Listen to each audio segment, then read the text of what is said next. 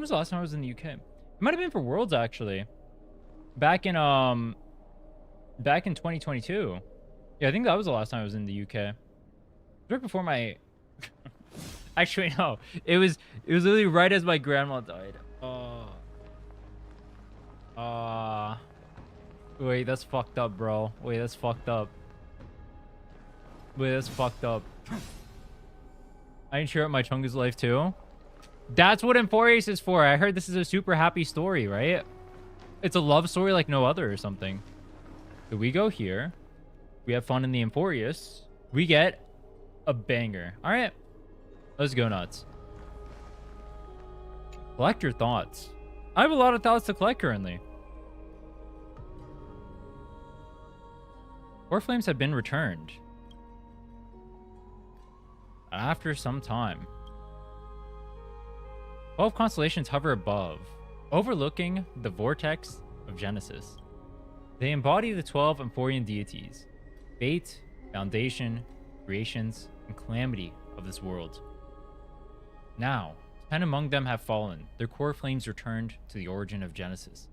Above you, constellations shimmer, their brilliance echoing the faint slumber of each titan. And you have experienced 4 ascensions and 4 partings. Strife. The Lance of Fury once became the Mad King, plunging the world into ceaseless strife, until your valor brought it to an end.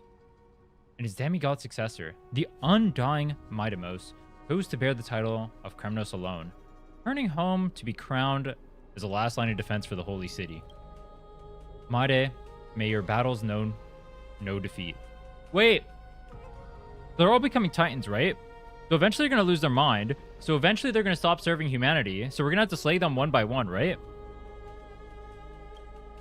I wonder which ones we're killing on our own. All of them? Probably.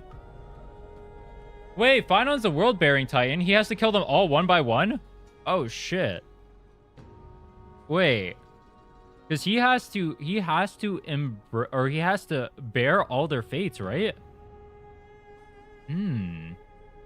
Okay.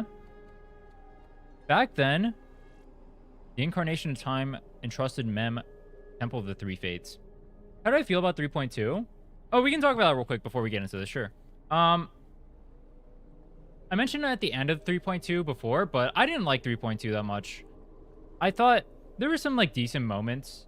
I feel like 3.2 was more like, when I see people complain on Twitter about Amphoreus, 3.2 is more what I imagined when people complain on Twitter about Amphoreus. 3.0 and 3.1 are not what I imagine people complaining on Twitter about Amphoreus.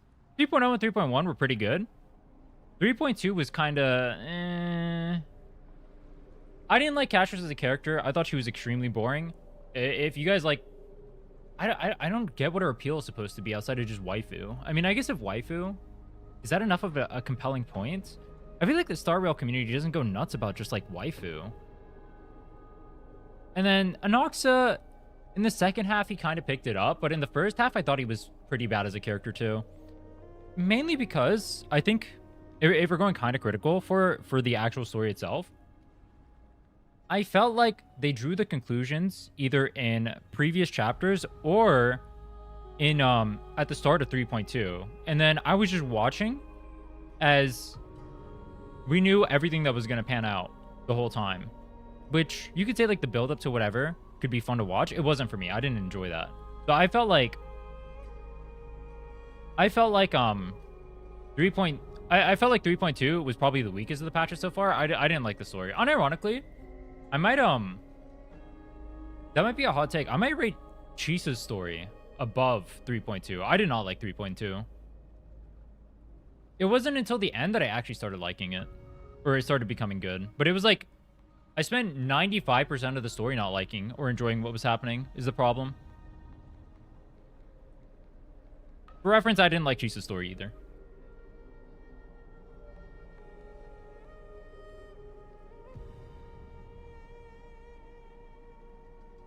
Why for people like Castress because the dragon in our ult? What about the presentation? Yeah, the presentation is one of the main reasons I would give like the points probably to Chisa's story over that. Because it's like, The problem is, like, Chisa's story was boring as fuck, right? I didn't like it. If I'm keeping it a buck, you can see my thoughts on the Chisa story. I didn't like it, but there's still like animations and whatnot for you to hold on to there. 3.2 was boring as hell, and there was nothing for me to hold on to, despite it being boring. Yeah.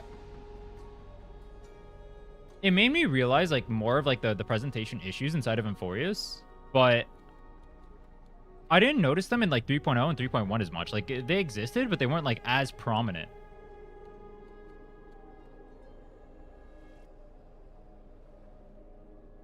It was too long. They could have cut out a couple hours. Yeah, I think well, the problem is like in 3.0 and 3.1, the couple hours led to a buildup of something that was like cool at the end of it. But for 3.2, I didn't feel the coolness. I just felt like it was everything we knew that was going to happen, except we just watched it happen, and I was like, okay.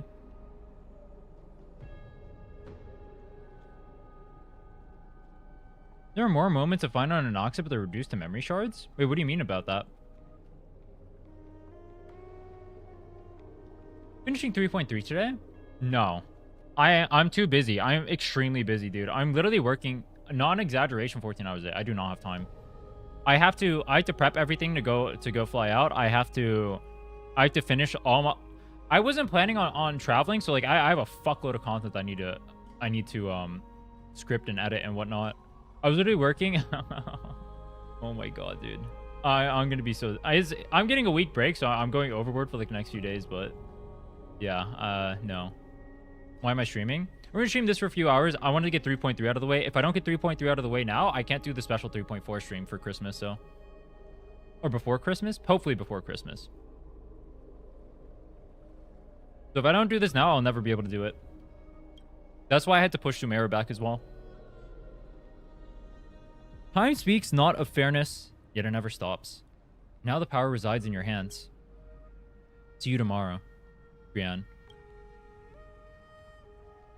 Reason. Not long ago, the head of the Grove Sages helped you repel the menace that is the Black Tide. It's still not long past, but that unruly scholar staged one grand performance, granting you a glimpse of the world's truth at the cost of his life. Oh, the incarnation of reason. Have you found your answer at all at the end of existence?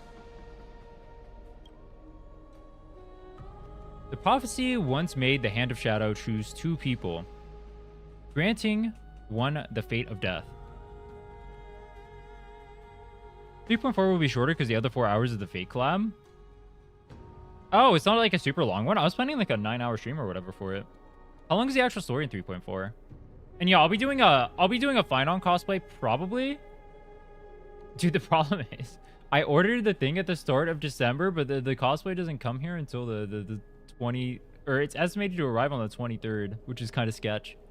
I wanted to do one extra thing. I'm still trying to think of like, I want to add something with the cosplay to make the stream cooler. I'm just not 100% sure what it'll be. The prophecy once made the Hand of Shadow choose two people, granting one the fate of death. Yet their bond wove a hauntingly beautiful tale that stretched across time. Go maid outfit for Finon. I'm going Finon outfit for Finon.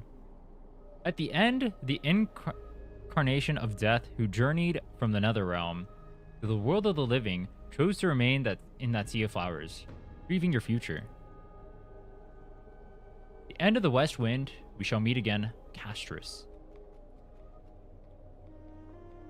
What a long journey it's been.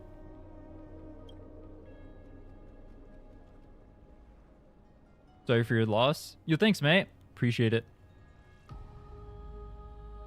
Get E2 Finon. I don't want E2 Finon. I'm an E0 enjoyer. The fact that I got forced to get C1 on effort pissed me off. I didn't want to do that.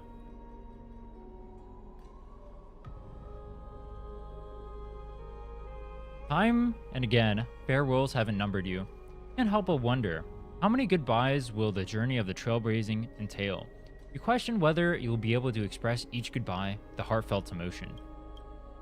Thoughts sink into the ocean. You recall how Amphoreus cherish epics. using stories to soothe their sorrows. Perhaps you should embrace this way to dispel your melancholy and regain strength. Then let it begin. Countless words of adventure surge through your mind. You need only grasp just one to anchor your creation. What the hell was that noise? Don't be influenced by the noise outside. Just focus on the key word in your mind. Are we meditating? It is indeed difficult, but you should still cling on tightly to your inspiration, weaving heartfelt and elegant verses. Alright, this is an impossible task. Just glance once at your phone. It won't disrupt your thoughts. Or so you tell yourself. Kappa. When does Cypher get our number? Gray mystery. I had zero time for treasure hunting when I was in Styxia. Absolutely huge loss. Now the River of Souls has mostly retreated. I'm back, baby. There's a big shiny chest in the water. Can't use the miracle orb, and I can't wait it though. I can't wait it through. Your power of time is needed. Come, we can do a 70-30 split.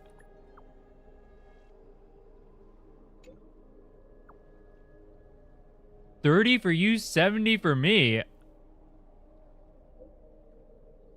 Why do we say this like she's not going 100-0 on the split?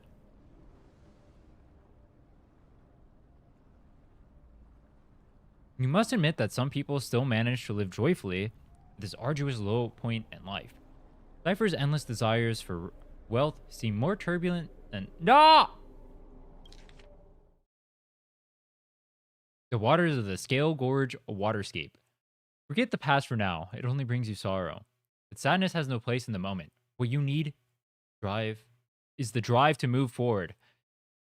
Is that my IRL inspiration?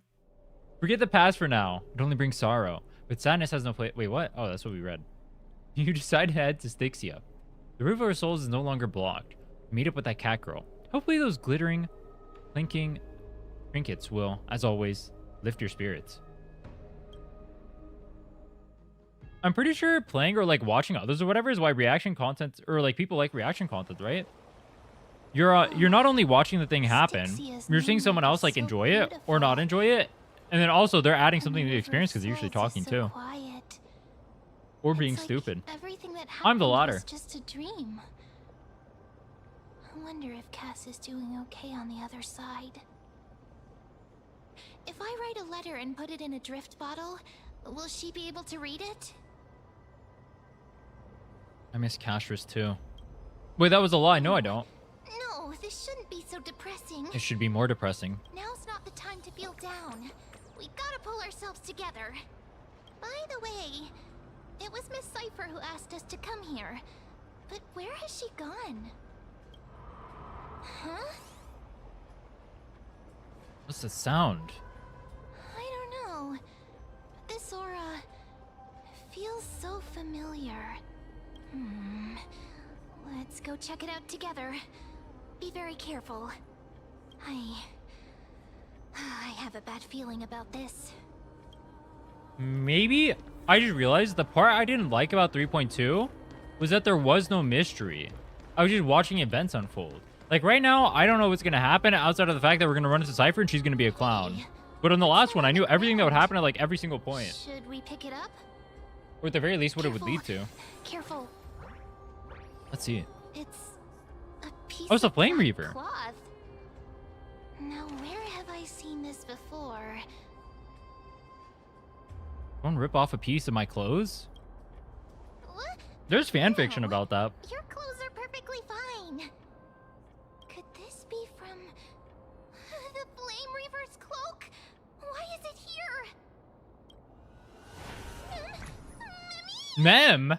Memmy? Look out! Wait, what? He just teleports behind you, nothing personal, kid. Why does he has a hole in his chest? Yo, what happened to... Is everyone in the story donated? We had Lygus, now we have this guy? You want that pink puppy, don't you? What?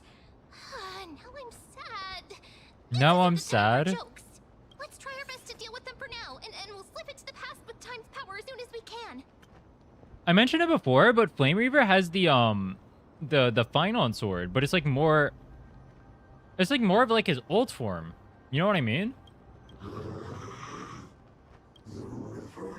Souls The River of Souls. is full of fish, big and delicious. What? Did the Flame Reaver turn into stealth? The River of Souls is full of fish. Big and delicious. What? That's what I said. What? What? The flame chase journey stops. Stopped. Okay. Meow, meow. What the fuck? Are we being trolled by the fucking flame? This guy, this is the guy who comes around and he kills entire cities. He destroys them, burns them, leaves them to ash, to crumble. And he's meowing at us. You know what? The story is peak. Meow? Meow. It's meant to be a riddle? I don't understand this language at all. Am I hallucinating? I feel like I'm hallucinating right now. Am I in a dream? Dude, I need to learn how to do an evil laugh.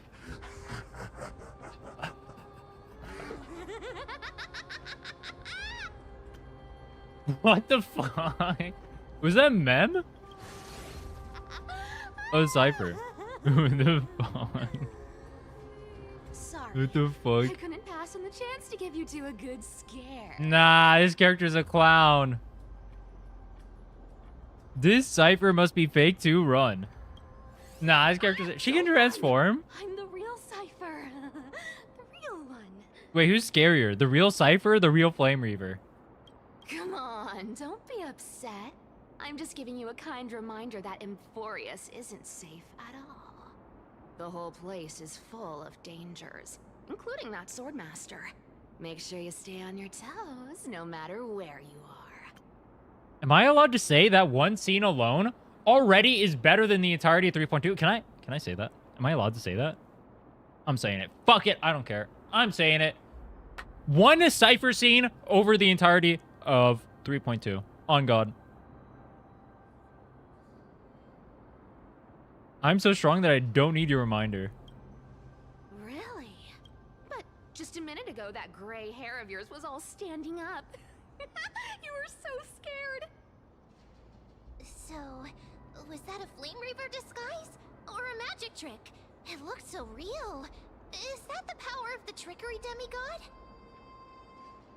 Wait. Disguise? No. It's not as simple as that. Oh, what is wrong with the VA? Think about how to explain this. Wait. Does the For Cypher VA example, interact with the What did community? you think when you realized Who's that Cypher's piece of VA? cloth came from the Flame Reaver's cloak? That the Flame Reaver was here? We thought that maybe the Flame Reaver was around here somewhere? That's right. And then you heard some. The only thing they have footsteps. voiced is What did you Cypher. think when that happened? Huh? Well, we thought it must be the Flame Reaver coming this way. Yep. What? Exactly. I just used some hints and mental suggestions to help you believe in a lie. Okay. Lies are what Zagreus is best at. If everyone believes in a lie, then it becomes reality. This literally ties in to my talk about Endgame in Wuwa recently. Unironically, alright, side tangent. I keep seeing people say that timered content is bad. We don't need timered content, we need non-timered content. I'm gonna make a video. Timered content is literally best in slot for gacha games. If you are not forced to actually perform under the crunch of a timer, you are not going to have a fun time. It is going to be a worse experience because you don't have to perform. You just have to dodge and live, and that's it. It makes a worse experience overall. But people will keep repeating the fact that they say, oh, I don't want timer to endgame content. I don't want time. Yes, you do. You do. It's just better. All right? A lie. The power Don't make to it reality. lies into reality? That's got all my hair standing up. I know your secret.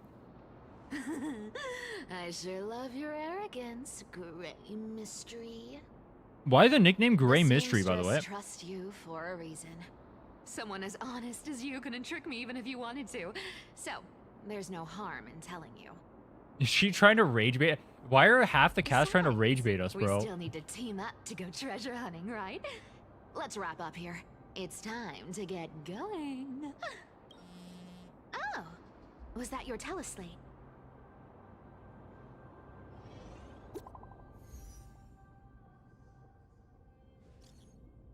Rin, did you rest well? You'd find on his caring for us? Eek.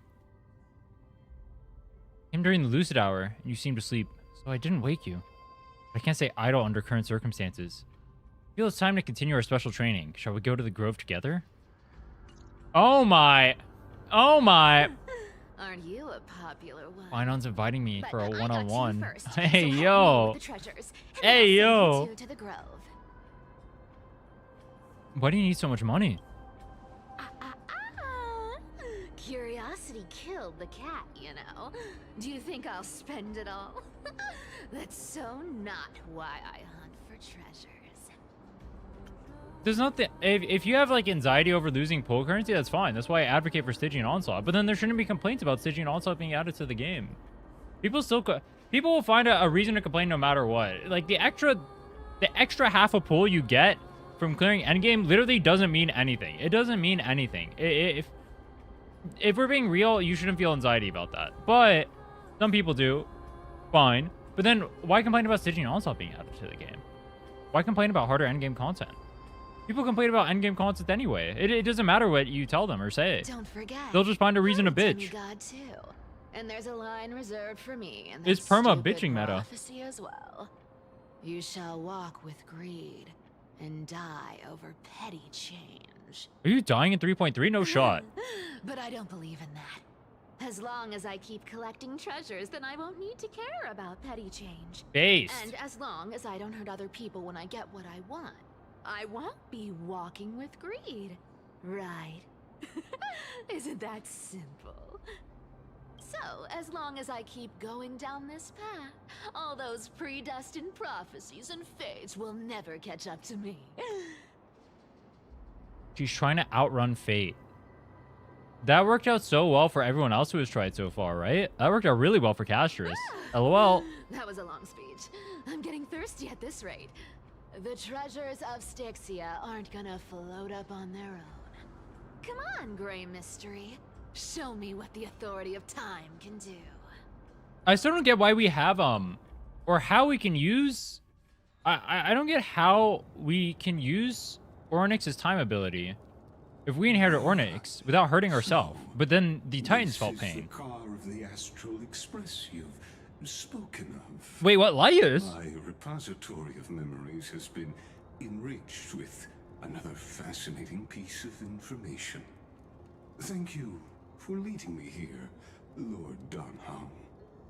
Huh? I'm surprised a council elder like yourself would be willing to journey so far to inspect the Express. He got really curious after Herta came here. What happened with Herta? Wisdom, They like cut us off in the middle of that exchange. esteem. If the citizens knew of your origins, I'm sure more would be intrigued by the Trailblaze. Sadly, discussions about the world beyond the sky remain taboo.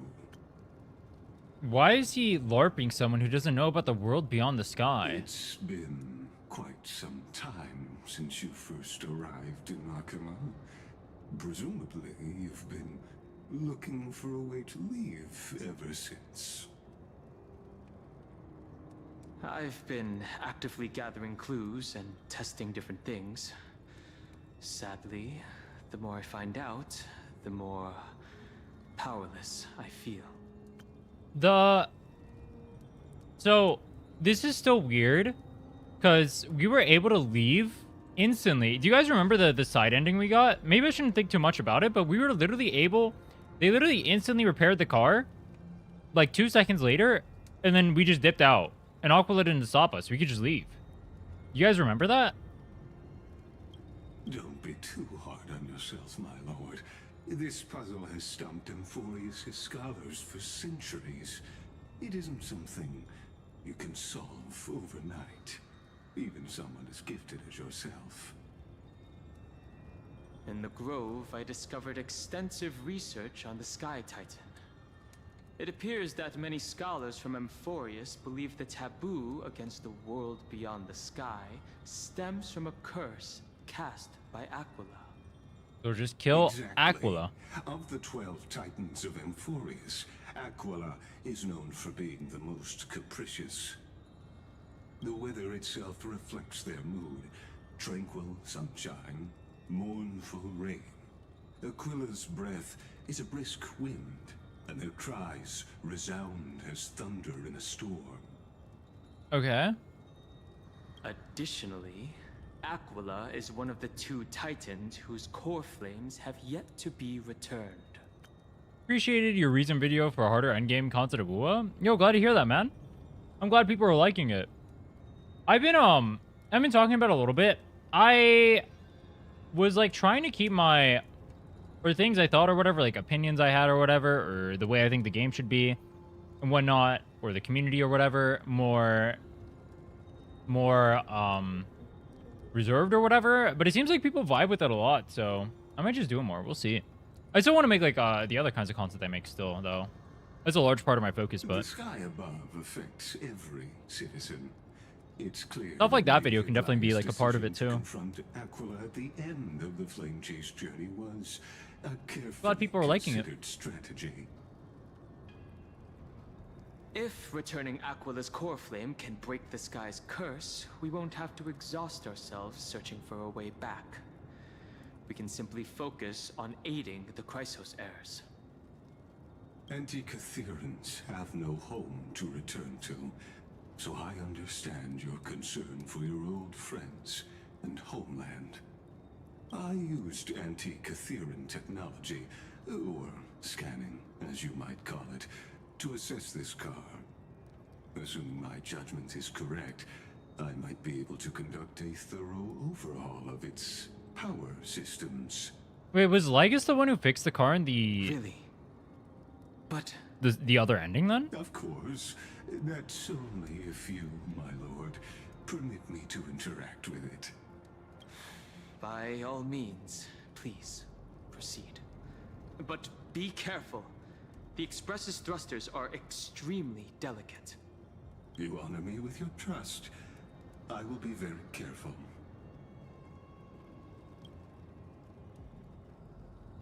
Lygus carefully scans the damaged propulsion system, then methodically began inspecting its components.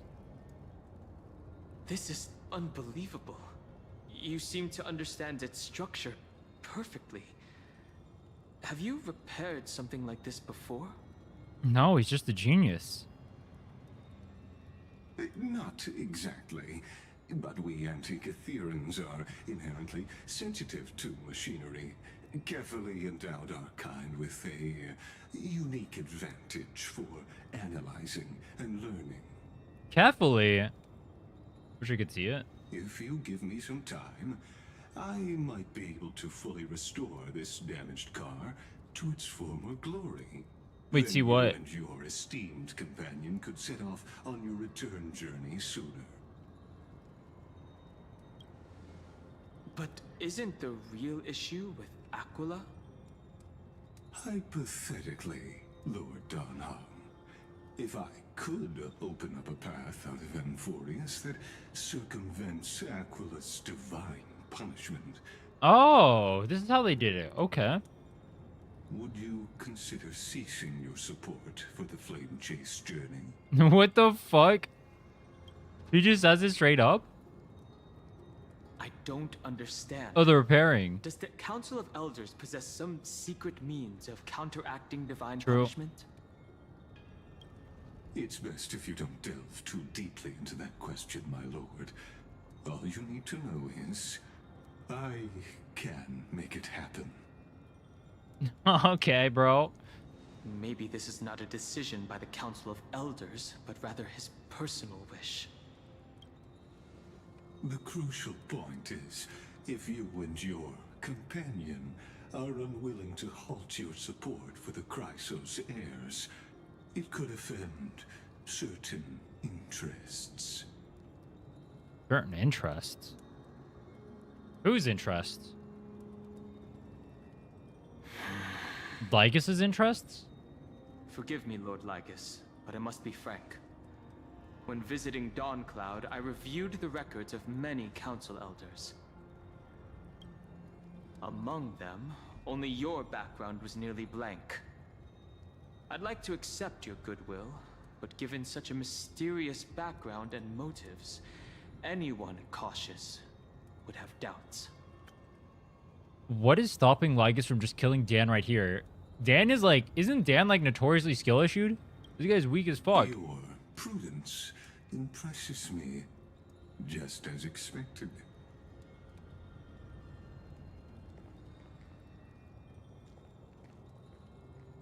Is he getting arrested? No shot. Are these people? Why didn't he just kill him? Is this a trap? Just make a donut and Dan, Is bro. that why you accompanied me here? Yup. Please don't misunderstand, Lord Donhong. As the Theoros, I have no allegiance to their plans, nor am I obliged to obstruct them. I am neutral. Out of respect for you, I hope to offer a peaceful solution to ensure the safety of you and your companion. Base Dan is immortal? He's not in his ambivator form, is he? He literally never uses it. Why does he even have it? Confirm, if things turn ugly later, will you help? I will not. As I said, I will not. I remain neutral. Are you asking this because you plan to refuse my offer and continue supporting the Chrysos heirs? You weren't wrong about one thing, Lord Lygus. Indeed, we must try to return to our companions. But our companions now also include the flame-chasing Chrysos heirs. The Nameless cannot and will not ignore the fate of our companions. So I see. This is what you call trailblazing. When I asked if you'd help, I meant the ones who need help are them. Damn. The ones who need help are them.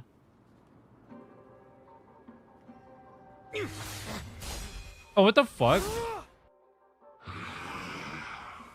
Flame Reaver? Huh? You have such overwhelming powers. Why? Is that the Flame Reaver? It doesn't look like the Flame Reaver. Answer me.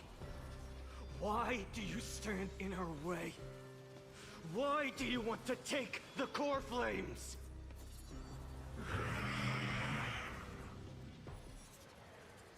Hmm? Oh no! He can't hold on anymore! Drag him back here, friend!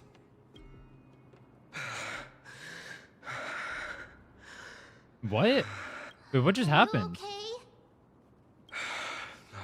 I'm okay. I can handle that kind of hit now. But a few months ago, that would have knocked me out. If I'd passed out, that would have been it. Well, that's why I made sure you were well fed and rested on the road. Thanks for the help. To face Aquila and other potential threats, I must sharpen myself with the most aggressive methods. What are they using to get him to actually fight the Flame Even Reaver? so, Is it Ornyx's it's power? impressive you thought of this training method. Battling the phantoms of the past in the River of Time? It's just like the hyperbolic time sanctum that the bards describe. A hyperbolic time sanctum. Yeah, a hyperbolic time sanctum, bro. It's working pretty Love well, that. wouldn't you say? Love that for us. Hyperbolic time sanctum. But combat isn't just about strength and skill. You also need the right weapon. Compared to that guy's weapon, mine feels like I'm swinging a lump of iron. I can't tell you how many swords I've gone through since the training began. Why not get Cartanis to help? Don't worry. I've already arranged that. Of course I need him. I asked him to make a suitable divine weapon for me. It's a little embarrassing to say this, but in order to help me, he deliberately turned down all other business. Yeah. Oh, Cartoonus Is he part of the bragging flame about chase that? journey after all, full of energy. Thinking about Is this how he's flowing? been recently, maybe you're No. right. But, Finon, I've been somewhat concerned about you. Lately, you seem more and more fixated on that Swordmaster in black. Oh, this is tying into what Aglia said about revenge. Final wanting revenge or wanting to help the flame chase journey. That's quite the sudden shift in topic. Can't you just do both? I've been holding this question in for He's a that long guy. time. Just do both. You're getting stronger, but seeds of unrest are also growing in me. Don't worry. I'm not wielding my sword for revenge. She's been through Nikador's trial and understands. Those who can't walk out of the shadows of their past are ultimately weak. Things True. have changed. The responsibility I bear is both precious and fragile.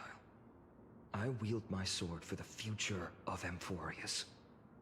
I will not let hatred cloud my judgment again and neglect my duties. Dude, I was gonna say that. He, compared to the last patch, or like or when you first meet him or whatever, where he's like shy ooh boy or whatever, he's kind of like a leader now. He's kind of like a Chad. I'm far from finished. I must continue sharpening my skills until I can match their strength. Or shy ooh boy is not the best Every description time I say of what he something, was, but things you get the get point. So serious. I don't want to be the person who keeps bringing the mood down. Okay. I'm out of energy for training today. How about we go to the library of Philia to lighten the mood? Sure, that's what I've been looking forward to. Sure. We deserve to enjoy ourselves after all the hard work. Today, I'm definitely going to... Going to, huh? Want to take the interesting ones home? True. We can just steal them. Great No one's there. idea. However, that would mean no more reasons to visit the Grove. Is that a bad thing? That's the charm of this place. You can find whatever you're into here. The three of us might not be into Wait. scholarly books. Wait. He's saying you but could we find still fan spend an fiction here. entire No day shot. at the library You can of find Philia. whatever you're into. Okay. Okay, fine on. What kind of freaky shit were you looking at?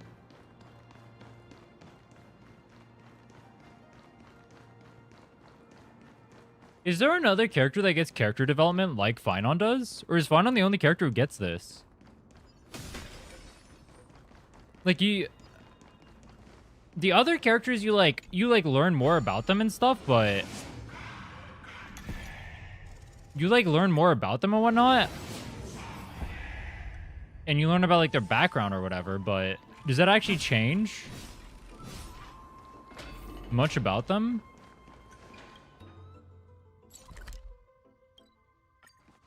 I don't think their actual thing like changes too much. Where was that slate last time? Was it here? Or maybe over Ventrin? I don't think if Ventrin like develops more as a character, you just like find out more about him. That's a difference. Finon's personality like actually shifts throughout this. I don't think Ventrin's personality is the same the whole time. He just like you find out more about him.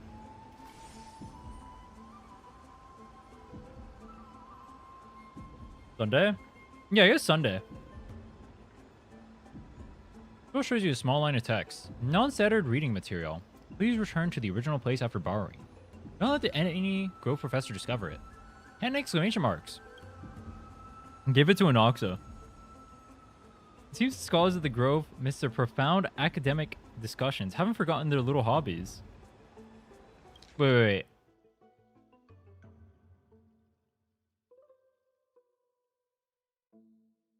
Non-standard reading material is literally fan fiction, bro. One Punch God. Wait, these are entire novels. Holy shit. Holy shit. Article leaves you feeling empowered, as if you're the author of One Punch God incarnate. Forbidden beauty or forbidden love. The tree and the butterfly. My professor can't possibly be this shy. All right. I had these two. What is this one? What is this one? The tree and the butterfly? She wandered through the flower sea, searching for a glimpse of those fluttering butterfly wings without success. Circes. Heard that every flower has its own Floriography. Generally speaking, that perception is correct. We heard the voice but couldn't see the speaker. Yet Circes paid it no mind. She calmly responded to her most special student while scanning her surroundings. What is your Floriography? I'm afraid I'm not a flower, but a tree. Evidently. The answer failed to satisfy the other party. Sound mingled with dissatisfaction and disappointment reached their ears, prompting her to add another remark. Well, if we're just speaking metaphorically, I suppose it would be intelligence. However, her objective was nearly accomplished. Be around here somewhere. Now, she just needed to find some bait to draw her out. Intellectual, yet also romantic. Perhaps it's because I hibernate. You see, my long dreams, I made promises to countless lovers. Really? Isn't this a bad thing? Isn't that a bad thing? Doesn't that mean you're not faithful? The butterfly-winged girl suddenly rose from the thicket before Circes, startling her slightly. After all, at this moment, the distance between them was virtually non-existent. Gazing directly at Nestia's face, allowing the light reflecting from her lips to pass through her eyes, a hint of crimson flashed across Circe's face, almost imperceptible to onlookers. Of course, her composure wavered for only a moment. Circe wrapped her arms around the girl's waist and, as if pulling a radish from the ground, gently lifted her from the flower thicket. They're literally writing fan fiction, bro. Oh my god. They're writing fan fiction, bro. They're writing fan fiction of their own game. Nah, it's crazy, bro. How are you writing fan fiction of your own game? Do you think this is what the workers do? Do you think they just write fan fiction? They have their own personal ships for the Titans and whatnot? I guess they make it into the game. Placing her on the ground, the giant tree's incarnation gently stroked the butterfly's wings, the edges of her leaves, confirming the other's normal state before slowly drawing. So, now, can you tell me? Why have you been avoiding me? Will you two please refrain from frolicking in my IntelliGarden? Hold's voice unseasonably interrupted their thoughts. Indeed, for the garden's master, the incarnation of death, such a lively atmosphere was truly something akin to a natural enemy. Sorry, we'll leave at once. Thank you for listening to my troubles, Madam Thanatos. Sir, let's return you to the grove. Would Thanatos say that? Sorry, Than, for troubling you. Honestly, you two are. Alas, Circes, you must be aware by now, right? Bitter sensation spread in her mouth once more. Circe remained silent, merely nodding as she bid farewell to her old friend. On the way back to the grove, Nestia remained completely silent. After all, unsuccessful attempt to question. After one unsuccessful attempt to question her, Circe struggled to find another opportunity to speak and simply focused on the path ahead. The voices of gossip reached them, causing irritation. A genius? So what? He's just like so terrifying. The stern figure approached rapidly. It was Blank, the source of the irritation. Nasty offered Circe a smile, then turned and walked away. Blank cast a sharp gaze in the direction of the butterfly-winged girl's departure, then shifted his gaze back to Circe's. First came perfunctory reports and spiritless small talk, then escalation to arguments that resembled personal attacks. You understand? I don't need to. Let me be direct, Circes. To romance a student, even your own creation. Don't you find that perverse? We're doing grooming in our fan fiction, bro. No, we're doing grooming in our fan fiction. This was the first time the embodiment of reason allowed emotions to govern her mind. The sensation left on her palm felt as if she could scorch through to the heart of the tree. Nearby came the sound of running footsteps, familiar yet somehow strange. Cersei wanted to give the chase immediately. The words echoing in her ears gripped her steps. She was indeed somewhat distracted, allowing the girl's image to surface, fade in her mind repeatedly. When her resolve crystallized, the third curtain fall hour had slipped by. Personification of a giant tree approached, the gilded chrysalis. Cried her beloved's name and stilled, as if she had frozen. The traces left behind by the butterfly-winged girl who dwelled here were all but erased. On the foliate desk lay words, Maiden's first and final love letter. Love you, Cersei. Always, I've already received the graduation gift after all. So forget me. Rip. Oh, that's why it's the forbidden love. This love story abruptly ends at its worst moment. Whether the author lost the motivation to continue, some urgent situation occurred remains unknown. For the latter, the Flame Weaver is fully responsible. Bro. The CCP missed this? I thought... How do they get away with writing this shit in their game? Yeah, I guess they just miss it. How do they get away with writing this shit, bro? That's funny. Asterisk canonically writes fanfics? Does she? They didn't mention something about that. Sorry I'm late. I used the power of Cognis Bloom to climb over the vines, rushing to the classroom and nervously pulling open the door, only to make eye contact with the person I had an appointment with. The professor, barely over 30, was leaning casually against the stone, loose and relaxed. The scholar's robe gleamed bright in the dim light of the Evernight, giving off a divine aura. Dude. What the fuck am I reading? Literally, what the fuck am I reading? Nah. Tell me what this inspired. This had to inspire something. First class and already late. Like someone is eager to meet Thanatos. In other words, it's our first one-on-one lesson, and I totally blew from the start. Probably even Cersei's would have felt embarrassed just looking at such a sorry scene. Luckily, I'd already come up with a plan. Sorry, Professor. I'll do anything to make it up for you. Anything? I can't read these with a straight face, bro. This is 13-year-old Wattpad coded, bro. Oh my. Oh my. Well, please. I hope you'll be lenient. At these words, the professor's face broke into a charming smile. Then, I want you to teach me. Wait, Professor? I want you to break down the points on this paper, word by word. Explain them to me.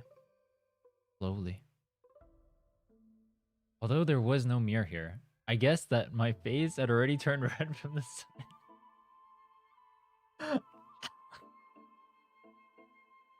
This is so stupid, bro. Professor, I'm still just a student intern. Isn't this a bit too early for something like this?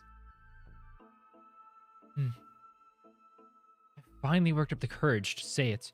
Do you want to make a waste of the lesson I prepared? You fool! Last, at least wait until after class.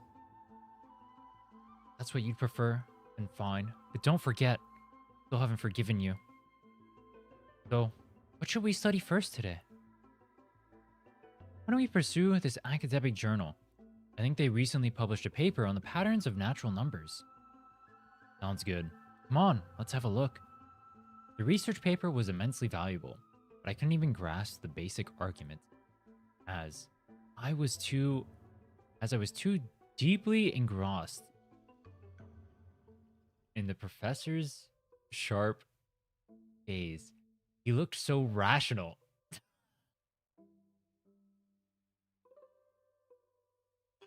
He looked so rational. What the fuck? Nah. He looked so rational. How do I speak in down bad, bro? I need to speak in down bad. How do I do this? Hold on. Hold on. How do I speak in like how do you like change your voice to like speak in E-boy? You know what I mean? I need to speak in E-boy. I was too deeply engrossed in the professor's sharp gaze. He looked so rational when he was immersed. Numbers. Nothing less than I'd expect from the professor I cherished so much. Think about Finon. After that, we experienced a enriching lesson. We wandered through the classical literature exhibition, eagerly absorbing the newly compiled Titan faith studies. Finally, we lingered in the dreams woven by the latest works of the school. So much so, completely forgot. The bell signaling the curtain fall hour rang. We looked at each other. Class was over. More than once, I resented the time for its seemingly linear flow. I'd remained powerless to interfere with it. The professor looked at me and paused for a moment, as if making some kind of decision, then muttered, "Take out your paper. I'll help you revise it." Really? You mean it? Yes. You are a student I take great pride in. I've been considering this for some time. Professor. Let me understand. Your thoughts, your research, your everything. No further words were needed. The two seekers of knowledge, driven by instinct, began their deep exploration of ideas. At that moment, we'd yet to realize that after this lesson, another name would appear. Acknowledgement of the paper. And in the end, this would be the very spark that led to the founding of our academic symposium. Bro! Is this what you guys read? After this mind-shaking piece, only one image remains on your minds. Welt? How is Welt? What? Stell saying she's down bad for Welt? That's what comes to her minds? For a young Celeron host, this type of literature remains far too ahead of its time.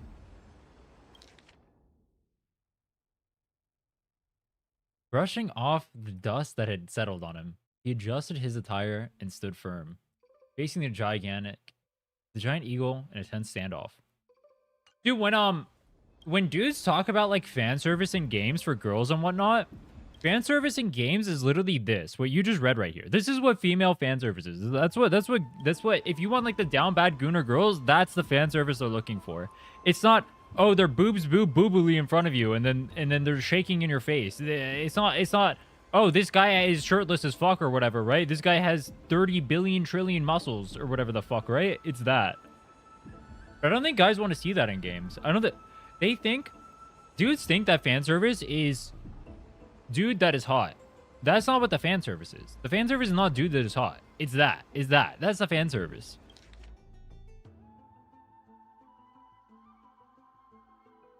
Brushing off the dust that had settled on him, he adjusted his attire and stood firm, facing the giant eagle in a tense standoff. Do you think something special just because you defeated my silent Georius? Mortal, heed my advice. The God King remained silent, gazing into Aquilus' 1,000 eyes. Slowly, he raised his right arm, 4 fingers pressed together, and with a simple motion, he lightly waved the colossal being before him. Arrogance fool, you will pay the price for your insolence. Aquilus' fury erupted, their towering form radiating intense heat. In an instant, their massive wings vibrated in imperceptible speed. 1,000 razor-sharp feathers shot forward like swords, hurtling toward the God King. As everyone knows, the feathers of the Sky Titan can pierce through iron and steel, let alone mortal flesh. Their sheer density left no room to evade. The violent storm of lethal blades crossed in, and time itself seemed to freeze. Aquila enhanced their reflexes, predicting the movements of this arrogant little thief before them. Noticing the God King's shifting stance, Aquila mused. He had only two choices. He could push off the ground to evade left or right, or stand firm and brace for impact. But either way, it would be futile. The feathered blades would shift with the wind, altering their trajectory. No matter how swift his movements, they would follow him relentlessly. But who could have predicted? The God King never intended to dodge. He pushed forward instead, seizing the first incoming feather blade between his two fingers. With a swift turn, he carved a spiral through the air and hurled it back at supersonic speed. The feather blade curved in the wind, piercing deep into the storm. Without the slightest deviation, it collided tip to tip with another razor-sharp steel feather. Ding! The deflected feather veered to the sides upon impact, colliding with the others and further altering their trajectories. Ding! The razor-sharp clashing of the feathers rang out in the irregular rhythm. A chain reaction unfolding until the force of the final feather dissipated, scattering harmlessly with the air. With just a single seized feather, the God King had nullified the entire storm of blade like wings. Aquila was shocked. How could a mere mortal possess such divine skill? Yet, as a being of godly essence, they did not allow for themselves to be shaken. Seizing the moment as the scattered feathers clouded their vision, they swiftly brought down their claws, sharp as steel greatswords, aiming at the battle in a decisive strike. Boom! A massive claw struck dead center where the God King stood, the sheer force of the impact carving a deep crater into the ground. No. Something felt off. Aquila's mind raced. The sensation was strange. Had I missed? Or they focused their gaze, only to witness the impossible. Their enormous, razor-sharp claw, many times larger than the God King himself, was caught, held effortlessly in a single hand, as if the God King were merely grasping a piece of cutlery. Countless white feathers drifting through the air painted an eerie contrast against the battlefield's deadly stillness. The once mighty and untouchable giant eagle found itself frozen in shock. For the first time in 1,000 years. Muttering in disbelief, they said, "Possible. Even Georius, when fighting me, could do nothing but evade beneath my iron claws. Hey, you. What in the world are you? Haven't you already figured out the answer? A mere mortal, nothing more. You cocky little..." Aquila attempted to retract their claw, but under the God King's grip, it was frozen in place, completely immobile. Their expression darkened.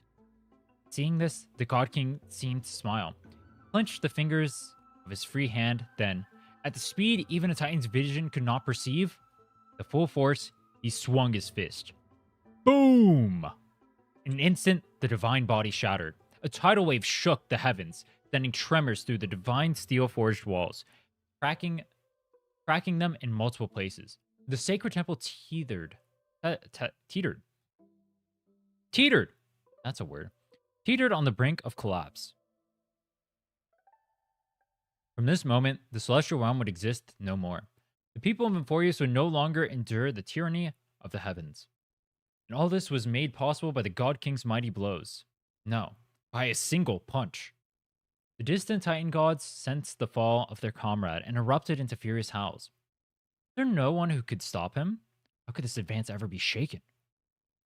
They did not realize was that even one as mighty as the God King was bound by the desires of mortals. Just before the battle began, he once again adjusted his attire. Congratulations, you reached your end, Aquila. You were strong enough to be worthy of the name Sky Titan. He ignored the crumbling stone walls behind him and strode towards the temple's exit.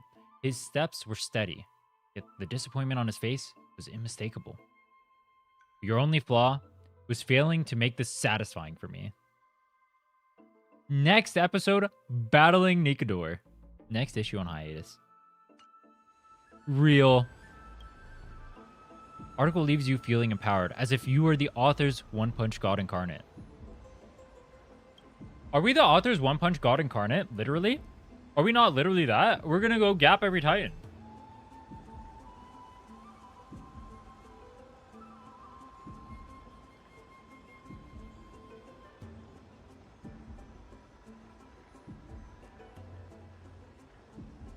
Let's stop there. I wonder what Finan and Mem are reading.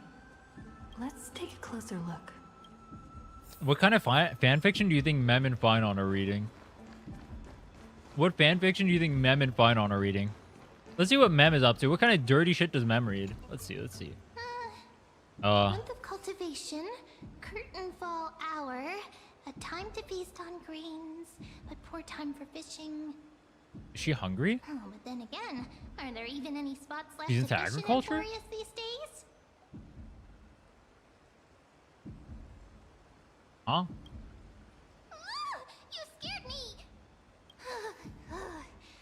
Bursting into someone's world like that can really catch them off guard. Well, no more jokes. There's nothing here. I'll go look elsewhere. I'll go look Something's elsewhere. odd about Mem. What are they flipping through? What are they flipping through? Wait, where did Finon go? What is Finon reading? Let's see. What do I think Finon is reading? They wouldn't do something so abrupt as to have him reading Finon X Maide fanfiction, would they? Well, I thought I felt a draft just now. Peeking isn't polite, my friend. Just curious as to what you're reading. You could have just asked. There's nothing embarrassing about it. Here, look, I'm reading this. Antiques Appraisal. How to Make a Fortune.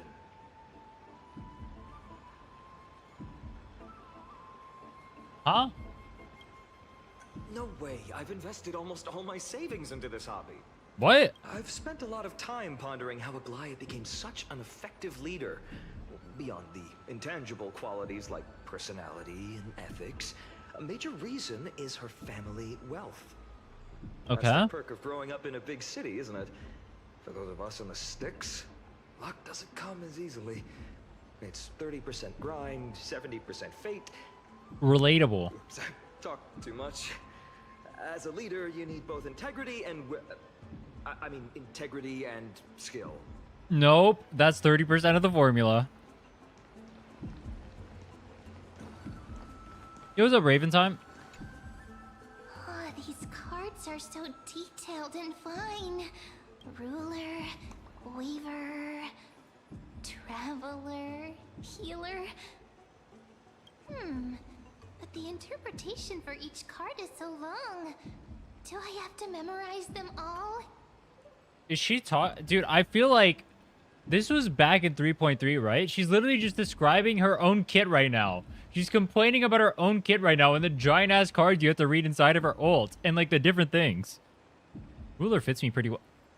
This is a little too on the nose. In hindsight, this is too on the nose. What a coincidence! We meet again. Guess we're fated to be together, huh? Cool. But you must be You see what I mean? so We're fated to be together. Dude, it's too on the nose. Every day It's too on the is nose. trouble. So suspicious. Not like their usual self. She keeps stalking them. You sure are persistent. All right. I'm totally helpless against your charm. Our charm? What are you What guys chatting charm? about? Is this the Amphoreus Divination Compendium? Why are you here too? You got us all interested. Sorry, seeing you two chasing each other around, I suddenly found my book not that appealing anymore. He said he wanted to read the fan Never fiction thought men instead. would be into divination, but it's not exactly a niche hobby. So why all the secrecy? I wanted to set up a surprise. Master it in secret and give you all a shock. But getting caught halfway through, it's only natural I'd feel shy. A girl's heart is more delicate than Aquila's ever-changing moods. A surprise, huh? Someone else used to tell me the same. She was really good at stargazing and divination, especially with cards. Yeah, just like the ones you're looking at. God damn You it, must bro. be pretty This is familiar so on with the all nose. sorts This of is so on the divination nose. techniques with a friend like that. Wow, I wonder who that friend is. Oh, is the friend in the room with us I right know now? nothing about it. I've never really believed in using cards or bones to predict the future. Based? So kind of If the ironic good given your omens whole foretold by flame chase divination prophecy. were true, my hometown, Heidi's Elysiae, wouldn't have disappeared. Don't forget, we've got Lady Trina. Every other form of divination is just smoke and mirrors or cleverly rehearsed tricks compared to her flawless prophecies. Should be approached with a critical eye. Little faith isn't bad in times like this. To me, divination could be a power that guides our spirits. Fate always casts a shadow in front of us, clouding our view of the future. That's why people turn to divination. It's just to find a small reason to give them courage to face the unknown. What if divination predicts something bad? Divination is only meaningful when there are both good and bad outcomes. Even bad omens serve as guidance. They can help keep us alert, right? Would you guys want to know your future if the only things you can know in your future were the bad things? What if you could only know the bad things that are going to happen and you would never hear about the good things? You would only hear about the bad things. Strange. That person I knew used to say similar things. Looking back, whenever she interpreted a card for me, I couldn't help but feel uneasy. Even though I never believed in the outcomes. Maybe it was her tone. Cyrene. Cyrene? A complete fantasy so vividly, it utterly captivated me as a child. Cyrene, by the way. Right. I still carry a card she once used. Do you want to see it? Oh, wow. Wait, they literally spoiler her kid. I'd Wait. love to have a card like Wait, that. they literally spoiler her kid over here. Oh my. I mean, you don't know it at the time. That's funny. Oh, now that you mention it, yes. It would be even better if it were made of, say, crystal. And her ult has Okay. Speaking of which, partner, Okay. there's something I haven't shared with you all. Remember our first trip to the Temple of the Three Fates? The riddle that Orin exposed to us?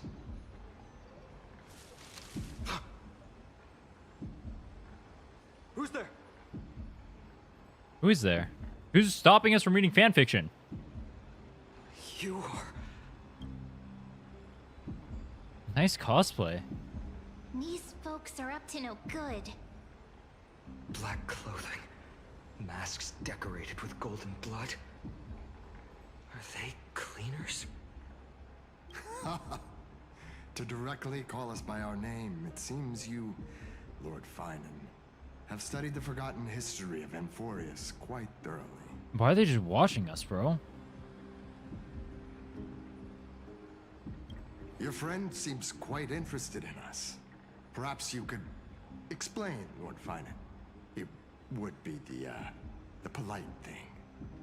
We can't let our esteemed guests pass away without understanding. Bro, in what world are these guys ever going to be able to kill us? During the Chrysos War, to combat the Chrysos heirs, several cities formed an underground assassin squad called the Cleaners. Their task was to erase anyone with golden blood from existence. Assassination, poisoning, political persecution. They would do anything to achieve their objective.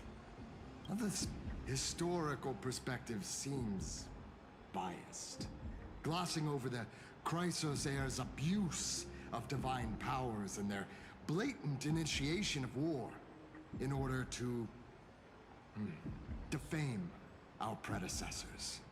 Could you disclose the name of the author behind this popular legend, Lord Finan? I'd hate for the innocent children of Akamar to be tainted by such slanted narratives. You should have stayed buried in the dust of history. The Citizens Assembly has once again legitimized the mission of the Chrysos heirs. You should have stayed buried in the dust of history. Not one citizen would cast their vote for you. Executioners lurking in the shadows. What does it matter? We've long since stopped expecting to be understood. People have become too accustomed to peace. People become too accustomed to peace. The disasters that arose from allowing generations of the Chrysos heirs to rule. Complete nonsense. Did you really travel all the way to the Grove just to have an argument? I enjoy dealing with people as straightforward as you, Lord Finan. You've probably figured out why we've come before you. There's a handful of you here. Who do you think you're fighting? Keep your cool, partner. They've come out of the shadows, which suggests they have something up their sleeves. Can't we just blow them up? All right. Let's hear it. What are you hiding? But watch your language and don't say anything you might regret. My shoulders might be sore and my sword a tad dull, but it's still enough to slice off your tongues.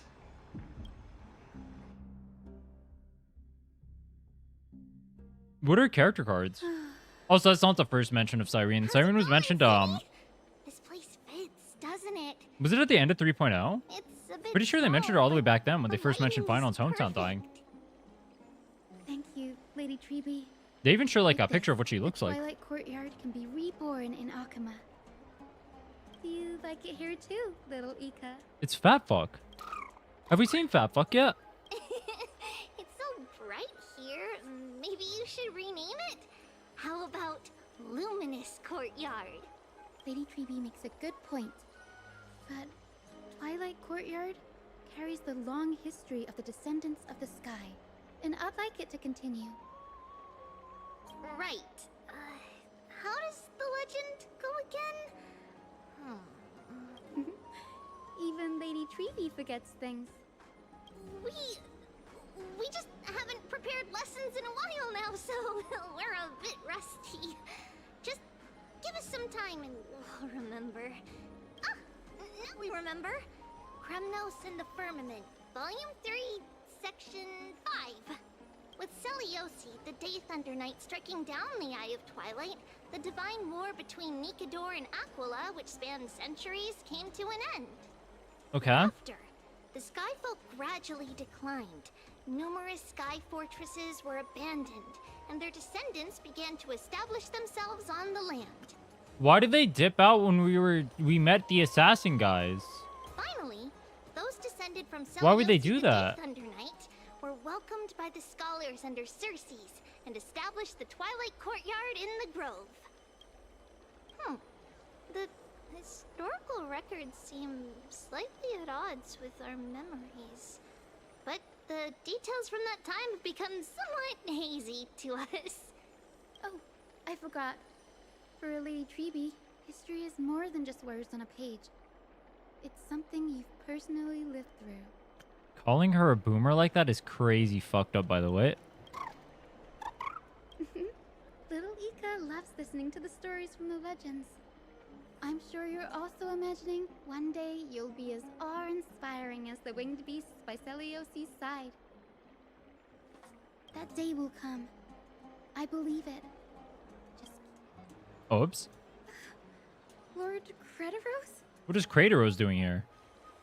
Miss Hyacinth and Lady Treeby, good to see you're doing all right. I heard from the citizens you were nearby and came to check. Doing all right. What's going on, Crediros? There's been another violent incident at the market. A shop was smashed and looted. It's the third time this week. No, I'm glad to hear you like the recent video, man. How can this be? Appreciate it. I always thought that with Lady Aglaya here, Akama would remain peaceful. That was true in the past. But these days, forgive my bluntness, her senses may not be as sharp as they once were. Eggy. You're calling her In my opinion, a boomer. malevolent Fuck forces too. have noticed the slack in the golden threads and are now plotting to exploit the opportunity. You mean like the cleaners? Citizens Assembly just wrapped up. Why is there still unrest? The Chrysos heirs won by only one vote, Lady Treby. From my years of experience, a narrow victory often walks hand in hand with unrest. Trouble. Miss Hyacinth. Trouble. Who's getting killed this time? Take a breath. What's going on? Please, something terrible has happened at Marmorial Palace. What is it, Doctor? Calm yourself and talk us through. Lady Aglaya. Lady Aglaya? It's Lady Aglaya who's in trouble. How is Aglaya getting skill issued? Who is Aglaya getting skill issued by? She getting skill issued by herself?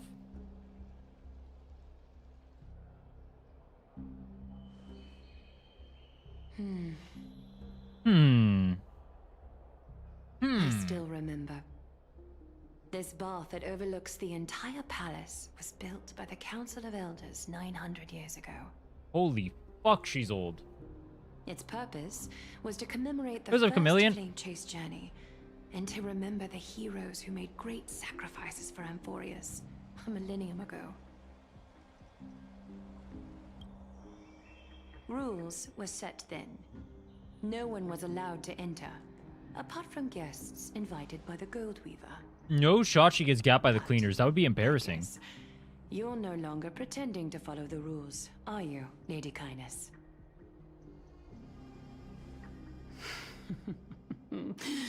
Aglaya, Aglaya. You ageless witch. Hiding behind a divine facade to deceive mortals. You ageless witch. Wouldn't that be a compliment? We've been far too kind. I feel like ageless witch is a compliment. Kind? There's no need to use such a word to cover up your incompetence. Anaxagoras humiliated all of you before the citizens. If you still had any shred of shame, you'd throw yourselves from dawn cloud at the curtainfall hour to salvage the last fragments. she literally said kill yourself now. Nah, it's crazy, bro. Why not gaze into the water's reflection? Nah, it's crazy. And see the wretched face you wear now. If you had honor, you'd kill These yourself. days you're not only blind, but also deaf. The cleaners were born for this moment. When all orders, rules, and laws fail to restrain you, it's time for the dagger to pass judgment. Okay. If you're in such a hurry, give it a try. Going toe-to-toe with a demigod? We're not that foolish. Yet here you are. The dagger isn't at your throat, but... But... You're gonna kill the people? Huh? Your gravest accusation is that my humanity is fading. And you claim my concern for mortal joys and sorrows is nothing but a facade. If that accusation holds, what makes you think the lives of these civilians will sway me in the slightest? Fine. I'll gladly use a few more words to shatter that demigod facade of yours. Like I said, you're not only blind, but deaf too. Lately, your control over Akima has weakened. You failed to notice the thefts we arranged in the market, nor did you catch wind of the meetings happening in the Dromus workshop. Plots are unfolding right under your nose, yet you remain indifferent. Humanity? Fading? Aglaya, why not use your precious golden thread to peer into my thoughts?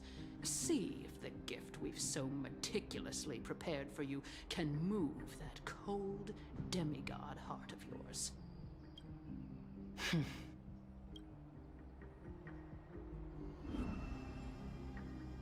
In this moment, I only regret not being more ruthless. Because your evil is beyond cure. Why didn't she just kill her right now? Just literally snap her fucking neck. Finally figured it out. Just snap her neck, bro. You have grown dull. I've been holding that image in my mind this whole time to make sure you could see it clearly. Snap her fucking neck! Kill the bitch! Unalive her! Sorry for the zoomers out there. Bone talisman, Big Sis. I hope it brings you luck every day and keeps you safe from bullies. That girl who can't speak or hear. What if she accidentally lost her eyes too? What if Canis was accidentally thrown off the top of You fucking know better Akama? than anyone what Thoughts? it feels like to lose your sight. Imagine if 1,000 years ago you, already blind, had also lost your voice and hearing in your youth. Would you still have become the Aglaya you are today? Look at those broken, pleading eyes.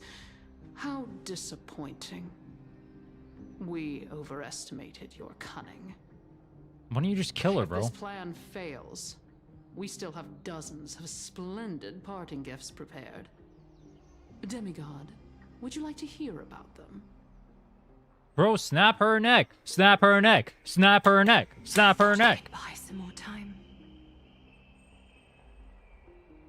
In these 1,000 years, I've witnessed the fall of 10 titans. From my naive arrogance at the beginning to slowly learning how to guide others.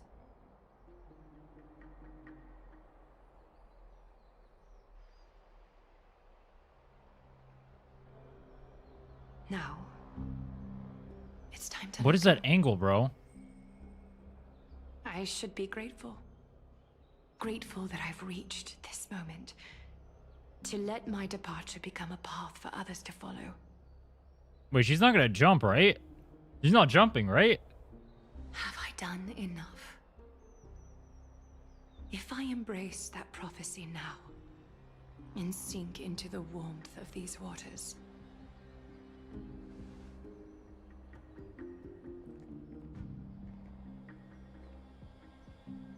will the wandering wind stop to mourn me? Cypher? Why did she call it the cipher? Cipher? Why is she calling out the cipher? Seamstress! I've come as promised. Huh? Look at this box full of gold and silver treasures. I bet there's stuff here you. Is that Kid Cipher? Come on. As we agreed, I want to buy the most valuable clothes you have. Little thief! You've got some nerve, barging into my shop dressed in those tattered rags. Wait. What have you brought? Let me see. Oh, Goliath was just a mere merchant. Here, take a look. Only the finest goods. See the sapphire? It's even more blue than Fagusa's eyes. You like Cypher as a character? Exquisite luster. I'm 50-50 on her right now. I've only seen an ocean's tier of this quality in my mother's treasury. Wait. You've seen one before. And here I thought I'd leave you speechless. What a letdown. I like Cypher's Just an big old dumpy. My family estate all burned to ashes long Okay. ago. This workshop is what I built True. from scratch. Wow. I'm surprised Cypher's not more It's all popular. I thought isn't she the rebuilding Gooner your character of this game? family business. How admirable. Enough with the jokes. At least you did get to enjoy those luxuries. Mind your manners, kitty. Mind your manners, Tell me, kitty. Cypher, where did you come from? And how did you acquire these treasures? I won them fair. Can't say and that when baby square. or You that's. bet. I'm not talking about the baby form, Do obviously. you doubt me? People had to either say Speak for her or up, fine on. seamstress. Give me a straight True. answer. Do you want these or not? Strange. You're clearly lying to my face. But my golden thread The Gooner character is doesn't fine tremble on. at all. That's because I'm not. True. I've been telling the truth from the start. Okay. Is that so? the scars and the mud stains on your face tell another story. Oh, come on. Can't we just do business without all this chatter? Don't worry. I didn't leave any evidence, so no one will bother you. How can I trust a word you say when you're so skilled at lying? Dealing with you rich people is such a pain. Always wasting my time. Fine. If you don't want it. There are plenty of others. She's on banner right now. Just get her instead. Like, are Final and My Day enjoyers really Cypher enjoyers? Your treasure? I'll accept it. But these alone aren't enough to purchase the Gold Weaver's finest clothes. That said, I do have something that would suit you perfectly. Perfectly. What do you have in mind? Look. Come a bit closer. Shoes? Oh, it's shimmering gold. Absolutely stunning. These golden boots are the Gold Weaver's greatest treasures. Though not as valuable as the most precious gowns, they hold a magical power. Legend has it that Zagreus blessed these boots, allowing anyone who wears them to move swiftly and silently. Bro, if your goal was stealth, in what world are you wearing high fucking heels? Can we be serious? And don't get caught again. A face as lovely as yours deserves better protection. Wait, are those the shoes that she wears? You rich folks just love sticking your noses in everything, don't you? Well, I'm taking these now, so don't get any second thoughts.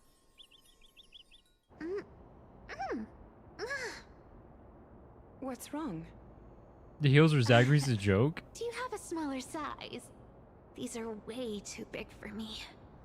Well, I suppose you'll have to grow into them.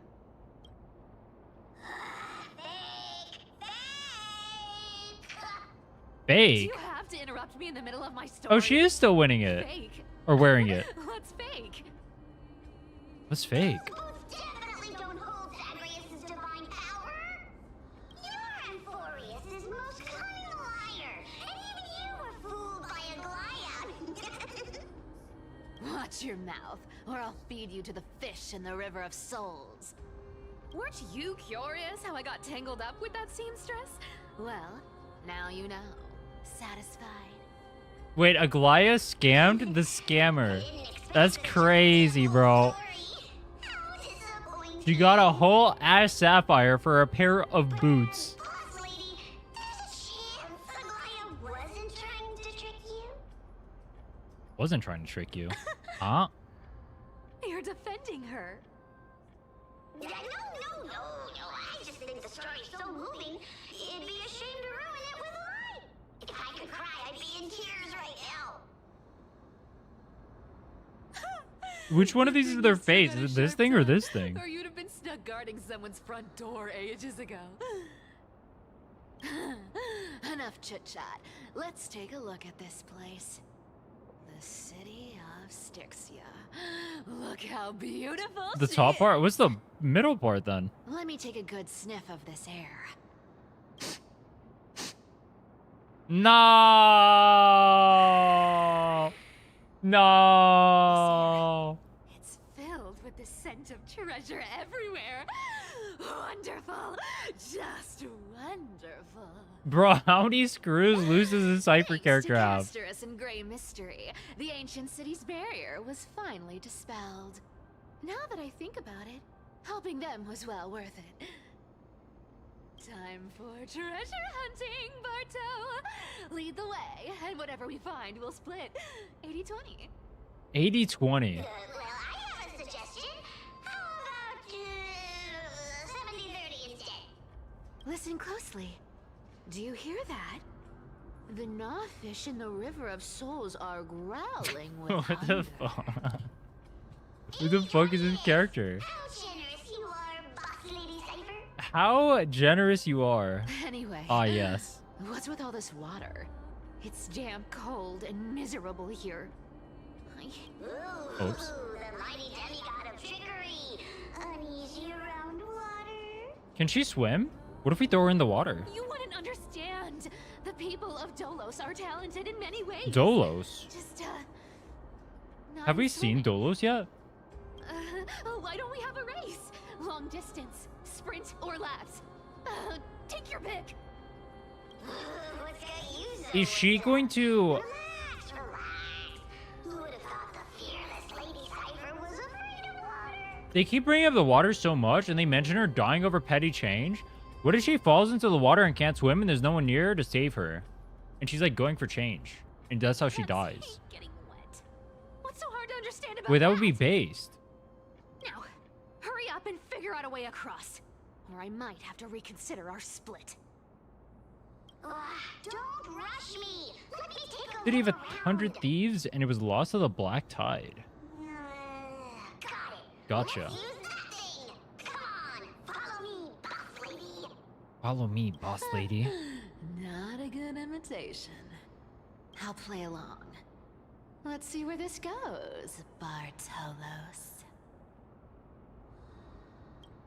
Tell me, how did you hunt for treasure when I wasn't around, boss lady?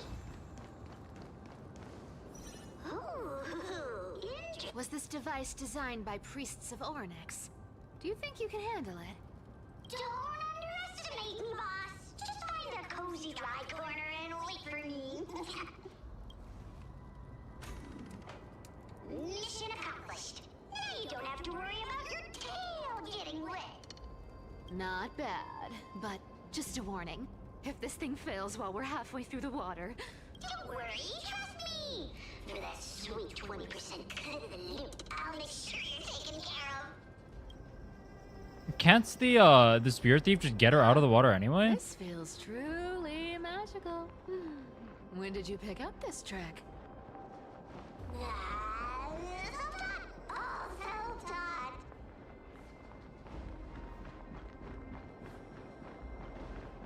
You can switch to Cypher in the team section if you don't have her. I don't think Cypher will work on any of my teams, though. I can just have it for the open world, I guess. Cypher plus Final does not work. We're here. And I got no other team but Can we turn Final. off this spotlight now? It's really blinding. Can I climb? Oh, I can't climb. Aw. I want to climb.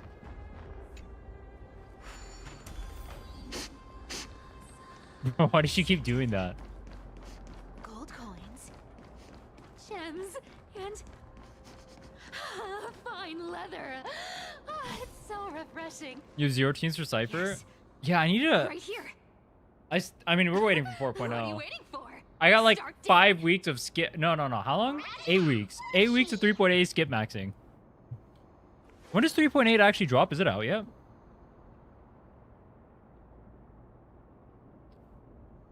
Bartholos. Wow. That's I didn't get to read. Huge chest. Move over. I want to open it myself. Are you past Proi Proi yet? What is that? Wow. A massive haul. Unbelievable. It's hard to imagine the kind of luxurious life the people of Styxia once led. As expected for a realm of Fagusa's disciples. This entire chest is filled with ornaments made from ocean's tears. Here. We're not take getting this. Dolly and Community See if it Girlfriend? suits you. I don't like Firefly. And Dolly would be okay, but I have 0 break characters. Look at the clarity of this purple crystal. It matches my skin tone perfectly. Oh, safer. You truly have the most refined taste of all the thieves in Amphoreus. Holy glaze. Let me try this on.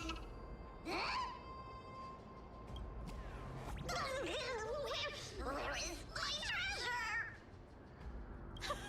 treasure? Any Enfield videos cooking?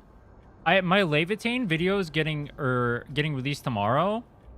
The guide, and then I spent 100 or I played 100 hours of Arcane's Enfield video is in the works right now, and I'm working on a Pog guide as well. How long have we known each other. I can't believe you still fall for this. Did she just yoink the whole thing? How could I have forgotten about this?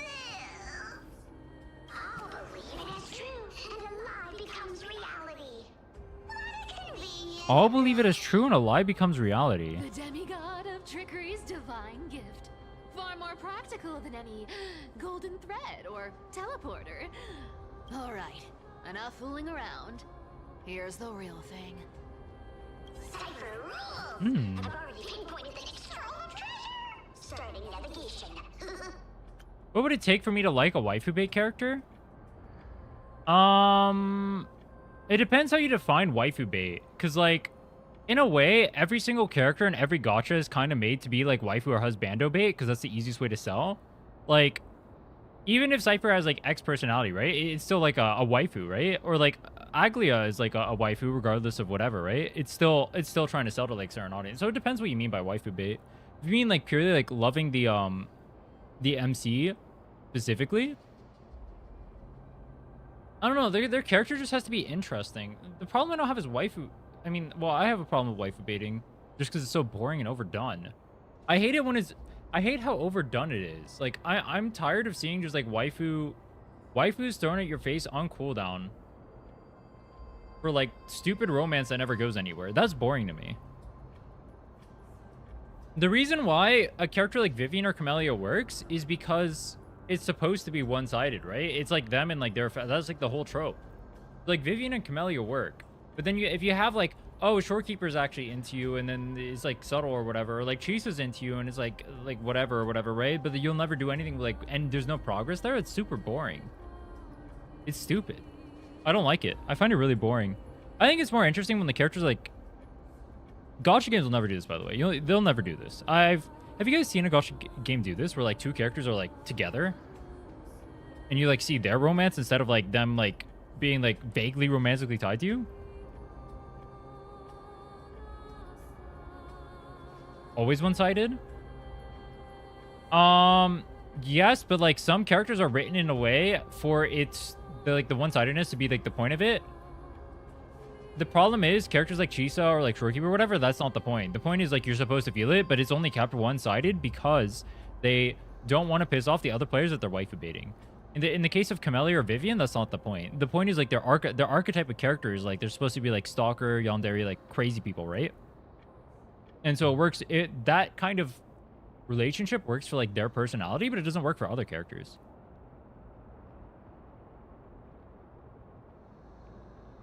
People play these games would write if they ever made a couple. Yeah, but that's more interesting to me. Like I don't like. It's more interesting to me if you have like these two characters. Let's throw like random characters out there. All right. I mean, fuck it. Like Cypher Aglia or whatever, right? Or like Aglia Noxa, right? Whatever it is. Like, these characters, like, together, you see the relationship dynamics, they do whatever, right? That is way more interesting to me.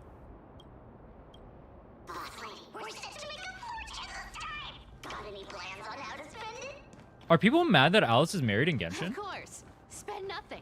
Other people like that about her.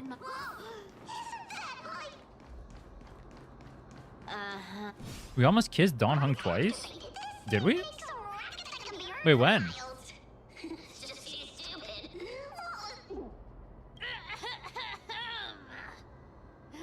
Seriously, what was the Titan thinking when they came up with this thing? Wait, what? Thing makes a racket that can be heard for miles. It's just too stupid. What was the Titan thinking when they came up with this thing? Literally her, by the way. If you don't want the trickery to be exposed, you'd better start by keeping your mouth shut. What do you say? But lady, you're absolutely right. I'll be careful with my words. I don't doubt there's like some people mad about it, but I feel like it's pretty right. I feel like most people are like pretty normal about it. Wait, what? Ah, this thing's way too loud when it's on. Okay.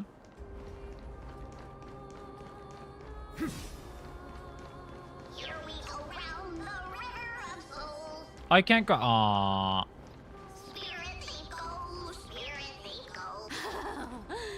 There's I want to blow up these guys, but they make me fight them. Oh my, how could something be so ugly? 80% of the people playing this fucking story right now just live vicariously through that thing. Hearing Cypher call them ugly. And they're into it. And they're into it. Yeah, so ugly. Ugly enough to make even me, a little imp without a digestive system, feel nauseous. If that ugly brute messes up my face, even the stoic Talantin might end up shedding a tear. Indeed, that would be heartbreaking. Clearly running away is a sensible choice. So, how about you take the front? I'll attack from the side. True. Right. Fleeing fits a rogue nature. Huh? So she's using Zagreus' power on him this whole time? Is that why he's going along with everything? It'd be better if a character... It'd be better if there's a choice to be with the character, but you can only commit to it, otherwise it would feel neutral. That would never happen in these kinds of games. Because then they would never be able to sell characters in the future, right?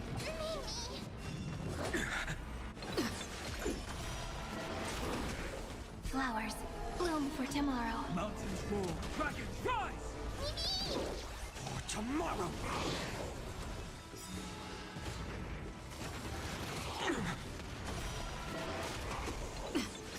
Seen Gene shots from recent Stygian? Stars, shine for the heroes. You mean like the fall damage stuff?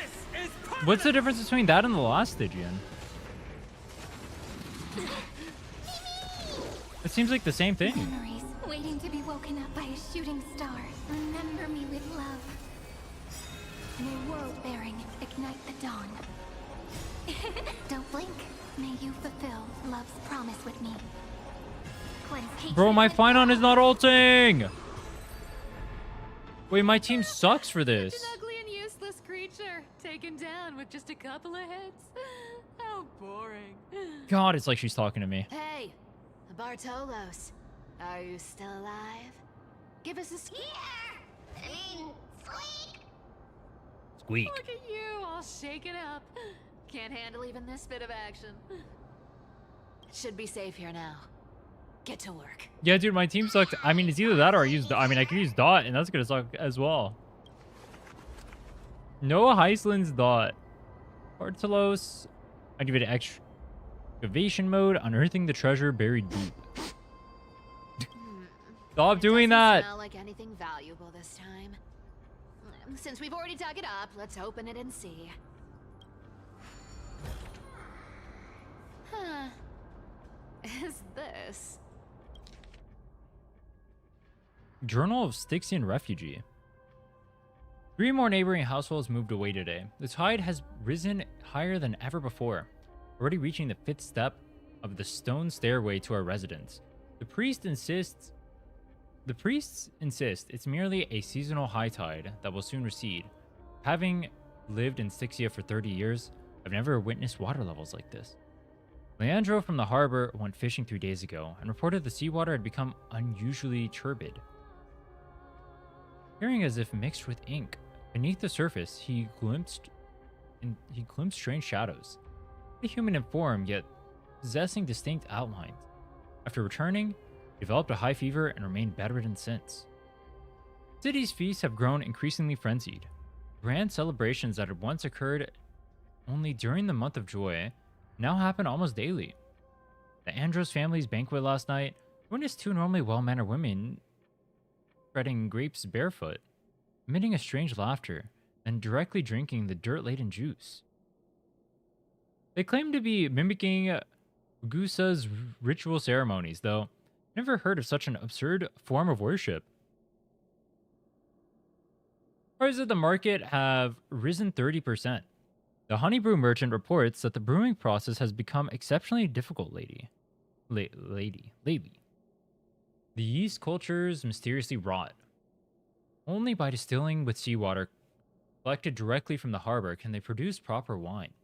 Fortunately, our Doris is clear-minded enough to advise us to minimize our consumption of the city's water and wine. Last night, the strange music emanated from the harbor. It wasn't produced by any instrument, but seemed to rise from the ocean's depths. The low, haunting melody sounded as if it were an ancient tale, compelling the people to approach the shore. Several neighbors' children walked to the dock last night. They claimed to have seen the goddess in the water, performing and wanted to get closer. The priests have forbidden all forms of musical performance, and deployed soldiers patrol the docks. For some reason, I can't shake the feeling that they're acting from fear rather than genuine desire to protect us.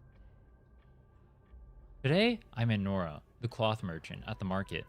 She revealed that the situation in her district was far more dire than we had imagined. Pure water pool in Fagusa's temple dried up 3 days ago. Despite their best efforts, the priests cannot replenish it. More alarming still, strange cracks have appeared on the wall behind the deity statue, forming patterns or script that no one can decipher. Nora also shared a peculiar rumor. Some claimed to have seen in their dreams a woman playing a lyre draped in black veils with eyes gleaming like seawater. She allegedly told dreamers that Sixia would soon face a great transformation. Only those who hear her voice will be saved. The city's residents have begun referring to her as the prophetic sea musician, despite the priest's determined efforts to suppress such rumors. Is this the siren's call? Finally decided to evacuate our entire family. The seawater has reached the highest watermark at the dock. Yet some remain oblivious, still immersed in the endless revelry. Revelry. No, I said it right. Our family and neighboring Mylon household have decided the journey to Akuma together. Reportedly, the world-bearing Titan's protection extends there. Tides of darkness have not yet invaded those lands. We plan to slip away quietly tonight from the northern dock exit. Pray for Fagusa for a safe journey.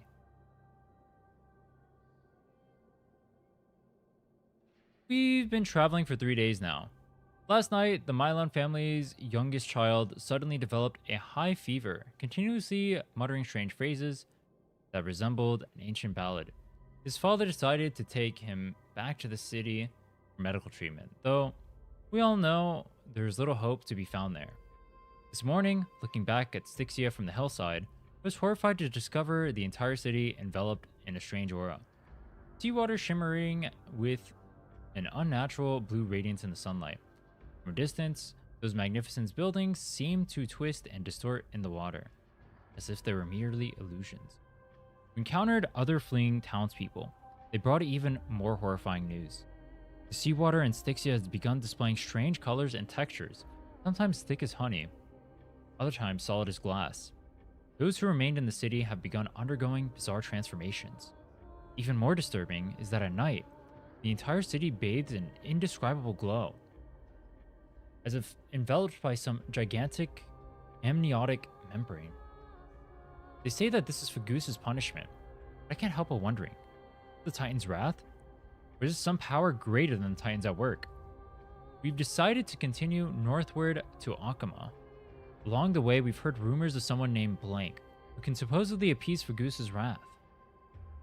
But those are merely legends fabricated by desperate people. We common folk can only rely on our own feet to flee this disaster. Tonight, the children fall asleep. I secretly examined the small vial of seawater I bought from the city. It was the last drop collected from the seawater pool in Fagusa's temple before we left. The moonlight displays a strange shimmer, as if something moves within it, unlike any ordinary water. By chance, I discovered that gently tapping the vial with my fingertip produces a peculiar sound, the distant lyre notes echoing. At that moment, I seemed to glimpse a mysterious woman standing upon the sea surface, sorrowfully playing a melody that no one could understand. I don't know if this is an illusion or reality, but if such a being truly exists, one who can hear the sorrows of the Styxians, then as we embark on this uncertain journey, please grant us a flicker of hope, even if it's merely a beautiful dream. Akuma is now within reach. Taking one final glance back at my homeland, the beautiful scenery of the old is nowhere to be seen. only distorted masses of light and shadow undulating on the sea level, resembling the foam heaped by the waves before dawn. Dissolving one by one, gradually reveal the cold and true nature. How fucking long was this? Oh my god, I just read a whole Wuthering Waves characters kit. Holy shit. Return to unite and reclaim your throne? Nah, I'm good. It needs you? Oh well. I'm good. I won Worlds. I'm chill with that. You know, I can do whatever. NA will never win Worlds without me again. It is what it is, bro. They can enjoy losing on cooldown.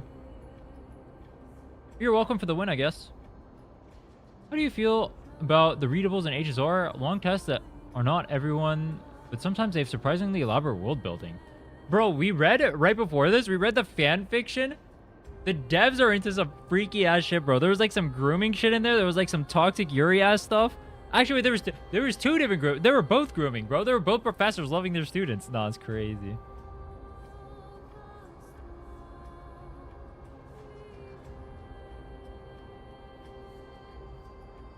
Yo, I get that people are excited to watch me play the story and whatnot, but you guys really got to start chilling on the spoilers, or I'm gonna have to start timeout or banning people.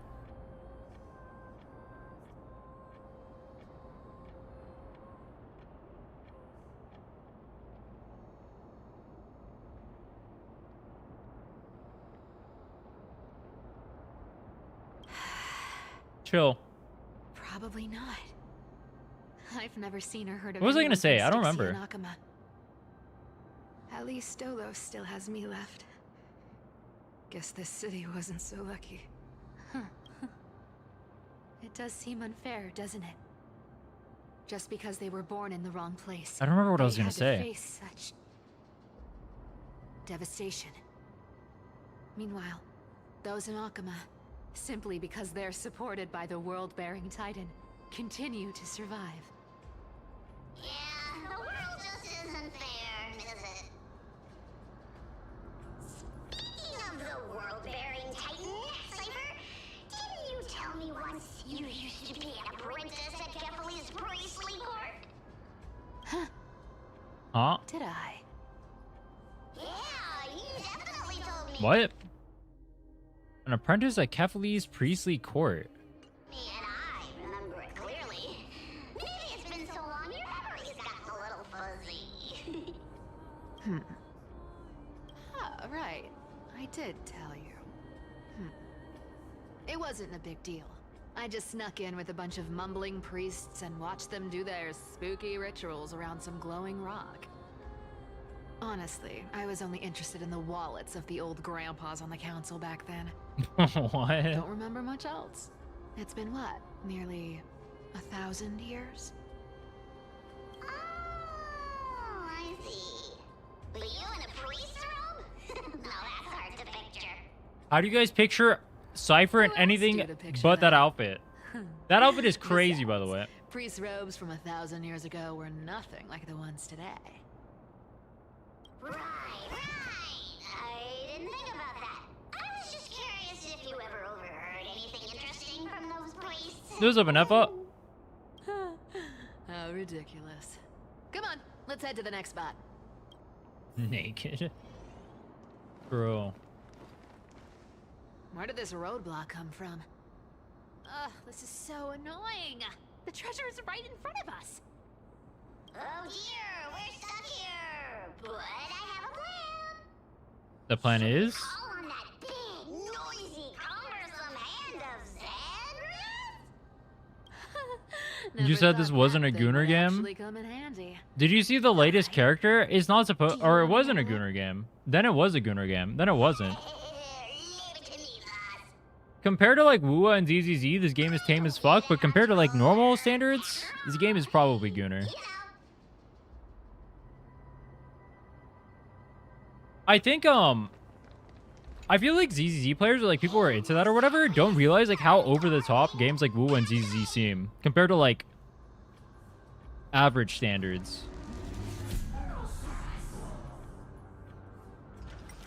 Even like Genshin is a Gunner game. I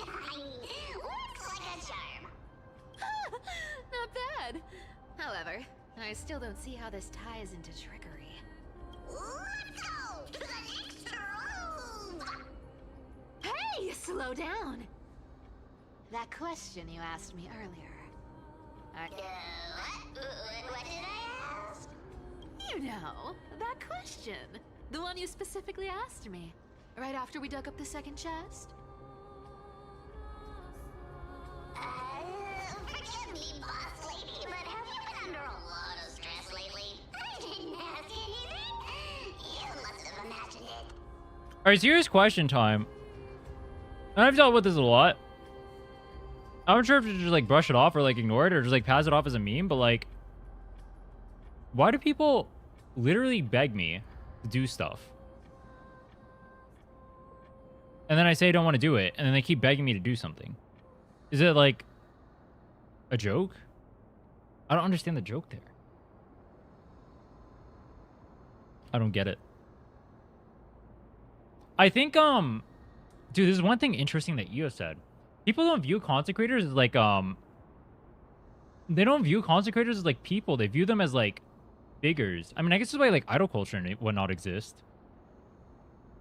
But they don't, they view content creators as like a separate entity. Or like pro players as like a separate entity. They're not human beings. They're like, what's the word I'm looking for? They're just like things. Oh, is that so? They're God? No, they're more like monkeys. Maybe you're right. I have been a little on edge lately. They treat you like a monkey who dances for them. Relax. All right, let's move on to the next treasure trove.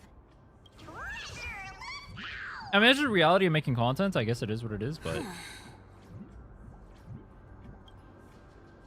yeah, maybe gestures is a better word. Twinkle, twinkle in my chest. Twinkle, twinkle in my chest. Wait, This scent. am I supposed to walk Feels during like sequences something like that? Incredible is buried here. Incredible indeed. If even boss lady says so, how could I not be excited? Do I need to give instructions here? Get digging.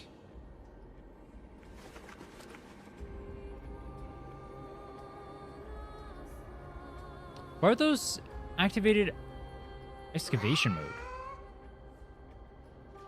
Oh, isn't this a golden scapegoat? Interesting. Looks like whoever buried this treasure wanted to play a little game with us. Isn't this her thing? Oh, isn't there a myth about this thing? Those who feared fire became sheep. Those who did not became human. Sheep, humans, whatever. All I know is unlocking this gets us treasure. Here, this honor's all yours. How kind. Puzzles and tricks are right up my alley. Rin will never know I'm inside his house.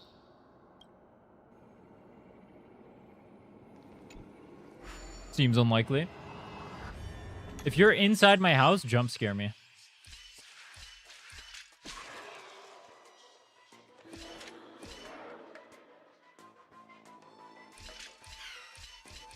Wait, that's it? Wait, what kind of puzzle is that?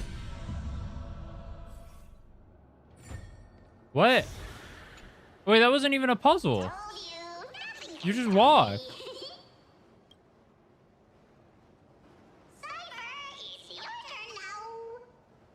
Why is Cypher just watching? Stop. Stay there. And don't turn around. Huh? Uh-oh. Wait. Don't turn around. I told you. Don't move.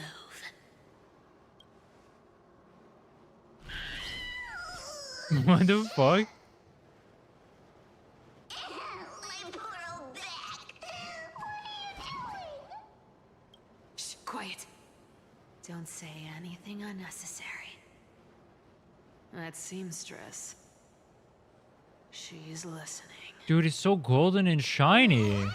Boss, do you mean? Stay put and keep quiet. I'll handle her. It's so shiny. Whoa, whoa. Seamstress. Getting sneaky, aren't we? Did you think I wouldn't notice your little spies lurking around me? As time passes, I find myself leaning more and more on blind luck. With only the power of this little nymph, naturally I couldn't slip past your sharp eyes, Cyphera. Even if you could fully control Bartolos's mind, I would still be able to see through your disguise. Aglaya. Can Aglaya control other You've gone people? to such lengths to spy on my every move. What exactly are you after? Like, I've what told you exactly is her before, power? You don't need me to succeed. Why don't you just let this go? I already made an exception and got involved with Castorus and Grey Mystery. Asking for more now. Isn't that pushing your luck a bit too far? I'm sorry, Cyphera. I've plotted and schemed my whole life. But I never could have predicted our relationship would end up like this. Huh? There's an I've eyeball on her spent shoulder? centuries trying to figure out where I went wrong. Replaying every moment over and over. But you've never given me a chance to explain myself, face to face. Oh, they're mad at each other.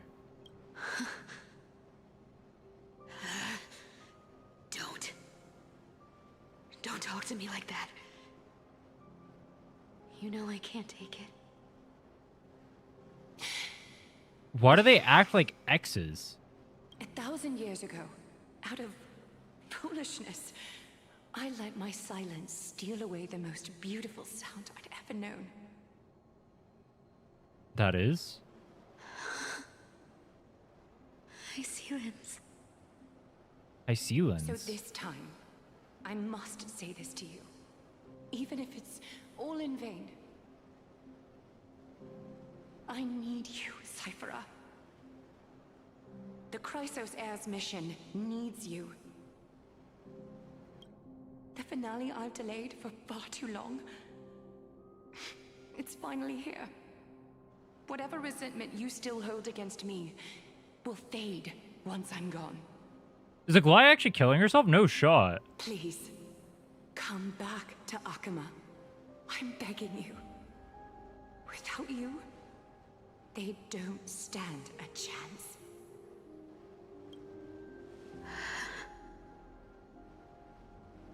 I'll think about it, seamstress. But stop watching me. Unless you want to lose me for good. Don't worry. As much as I'd love to hear your voice again, to see your face, it seems that chance will never come. Goodbye, Cyphera. Actually doomed Yuri. Holy shit. Like mother and daughter? Goodbye, Aglaya. She just dies right there? Ah, what a shame. I thought there'd be some real treasure under that goat's head. Turns out, everything in that chest was soaked in water from the River of Souls. Nothing valuable left. Those relics were once priceless. But time has eroded away all that they once were. They didn't just off-screen. They didn't just off-screen Aglia, did they? You makes it sound so sad. Wait, why am I getting all sentimental? I haven't even processed what just happened. That horrible woman. When did she... Oh! If you see her, let her know this. As demigods, we can't avoid our duties forever. Could it have been back then? When? Do you remember now? Looks like you don't need me to jog your memory. She must have slipped that nymph into your pocket while you were distracted. Don't underestimate that bug. It's every bit as dangerous as the seamstress's golden thread. Let your guard down for even a second, and it might take over. Make you spill secrets you'd never share otherwise. Whoa, that's like some brand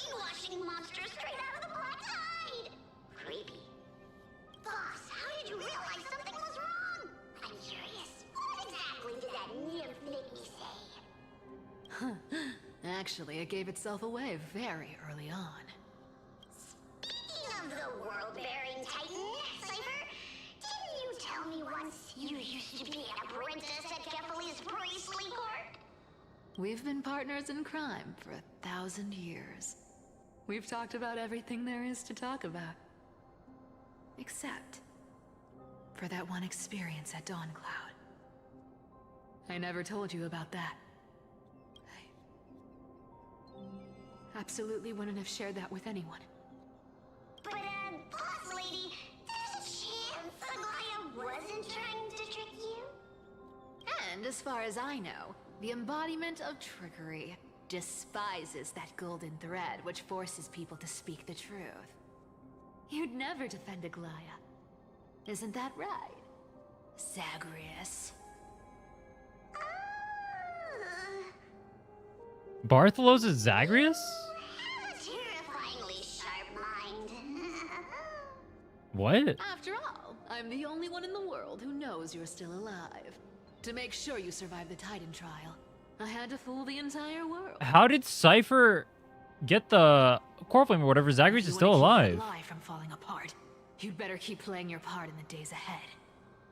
Even if it weren't for saving my worthless little life, I'd still walk through fire for Cypher without hesitation. Dude, no shot. No shot Cypher has Zagreus at her beck and call like You this. still haven't lost your way with words. Speaking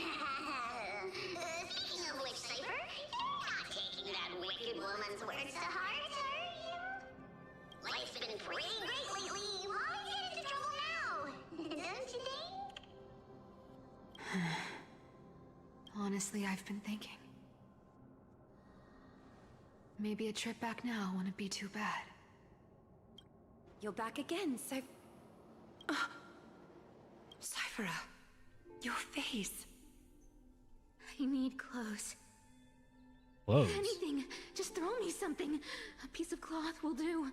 Just enough to cover the wounds. I will pay back the amount I owe. I promise. You're bleeding golden blood. Yes, what about it? So what if I'm one of those Chrysosairs they talk about? Those infinitely strong heroes, world-renowned swordsmen, exceptionally intelligent scholars. Cyphera. Why'd she just name all the dudes? Oh, I'm sorry to disappoint.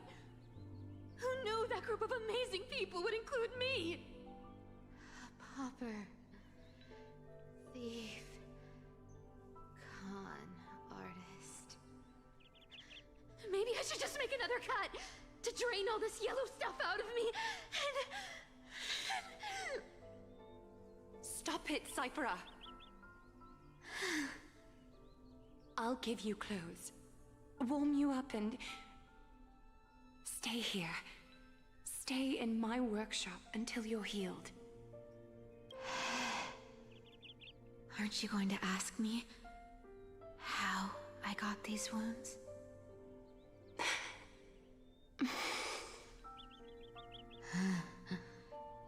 Right. What's the use? I'm so good at lying. Even your golden thread can be fooled.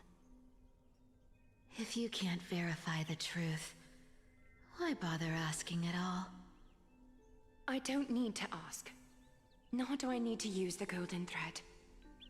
I know everything you do is for survival, at all costs. Stay here. You won't have to deal with the cold or go hungry again. Stay by my side. Then you can start putting yourself back together. Aren't you worried I'll ruin this place's reputation? Or that I might sneak off with your precious clothes and sell them? I wouldn't have invited you if I were worried about those things. You're weird, seamstress.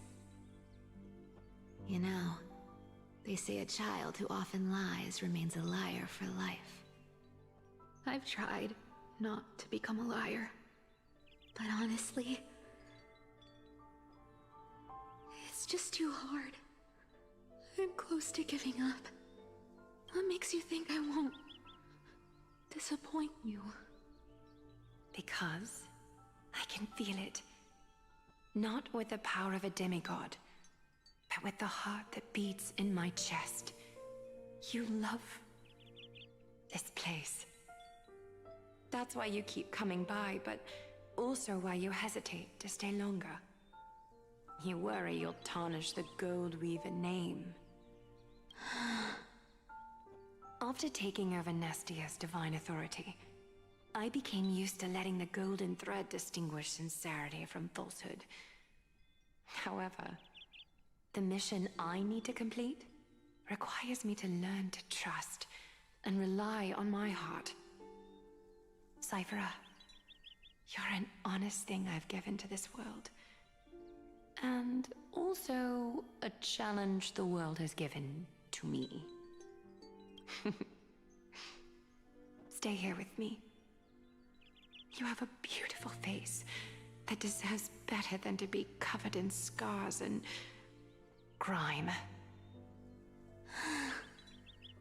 You've got a way of talking that's hard to follow. All right, let's make it a deal. You have 1 day to change your mind. Once the action hour passes, there's no turning back.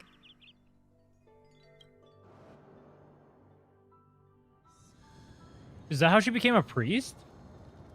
These folks in black Or back to are Lygus? not responding to provocations, nor do they seem intent on fighting. What exactly are they waiting for? So far, the writing in 3.3 has been better than all 3 of the previous chapters combined.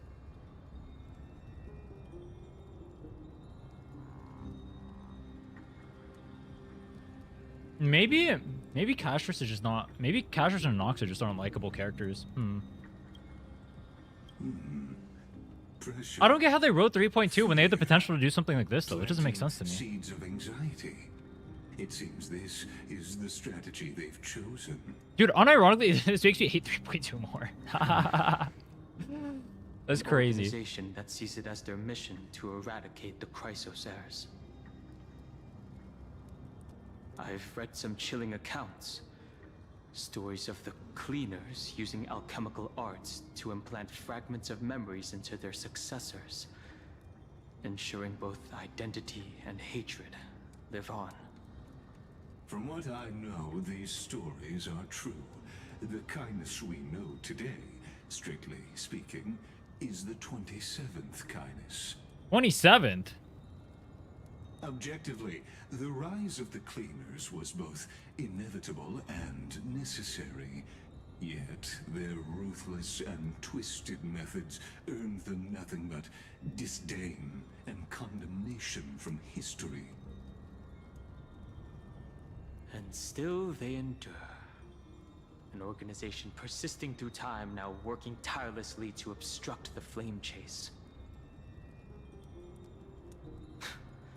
Are they truly so terrified of the Aranova the Chrysos heirs strive for? Even in these crumbling end times, there are always those who find ways to profit from the chaos. Is he self-reporting? To ask the vested interests to abandon their status, wealth, and ambitions in this world for a distant ideal may be no easier than creating a miracle. I wonder where she is now. If they're targeting me, she definitely won't escape their notice either. I hope all is well. Is Dan just gonna go sicko mode and kill all these guys right now? That'd be kind of based. Is that Lord Krateros? There you are, Lord Donghung. We couldn't reach you on the teleslate, so the Holy City Guard almost assumed you two had met some terrible fate. You pests crawling in the shadows, back off. Your plot ends here. You've played your hand. Run while you still can. It might be your only chance to survive. Stay away from Akama forever. If you set foot there again, the fury of its people will tear you apart. Because Aglaya is dead, And in the eyes of the Holy City citizens, her blood is on your hands. Is Aglaia actually dead? I feel like there's no way they actually killed her like that. I feel like there's no shot she's actually dead. I feel like she has to be alive. Looks like she was wrong about you. I feel like Aglaia is the type of character to fake her own death. Are you talking about the mastermind behind all of this? Well, she thought you were weak. She believed that even when you were facing the evil that you claimed to oppose, you'd hesitate to strike. Misinterpreting mercy for weakness shows how arrogant and foolish your master is. Holy Chad Finon. They're still alive. With proper care, they'll pull through in a few days. But I must warn you, I haven't fought a human in ages. I can't guarantee I'll always be able to hold back. They're lucky they're still alive. God damn. If you feel as lucky as they are, try me. Bro, you sound so cool. That's what I'm saying. Finon is seriously upset. Get out of here. Don't show your face around us again. If your master wants to stop the flame chase journey, she'd better bring an army that makes Kremnos at its peak look like child's play. I've said it more than Jesus once, fuck. Lord Finon. We're not here to start a fight. We're here to stall you. We came only to ensure you weren't anywhere else. While you were unaware, we already accomplished our mission to buy time. So, Lord Finon, until next time.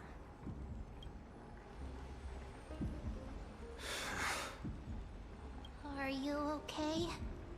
I'm fine. Anyone who uses innocent lives as bargaining chips has gone too far. They were after the Chrysosairs. I guess the opposition within the Council of Elders is still desperately fighting to obstruct the flame chase. If the conspiracy is exposed, They don't know Aglaia is dead yet, right? I still don't. Wait, no, hold on. No matter where they hide. Did they say Aglaia was dead over here?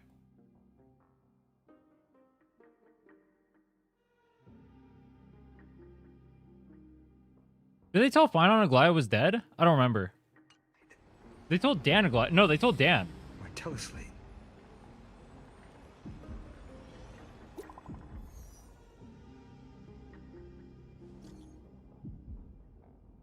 Due to force majeure, the world's wound web operations will be temporarily suspended.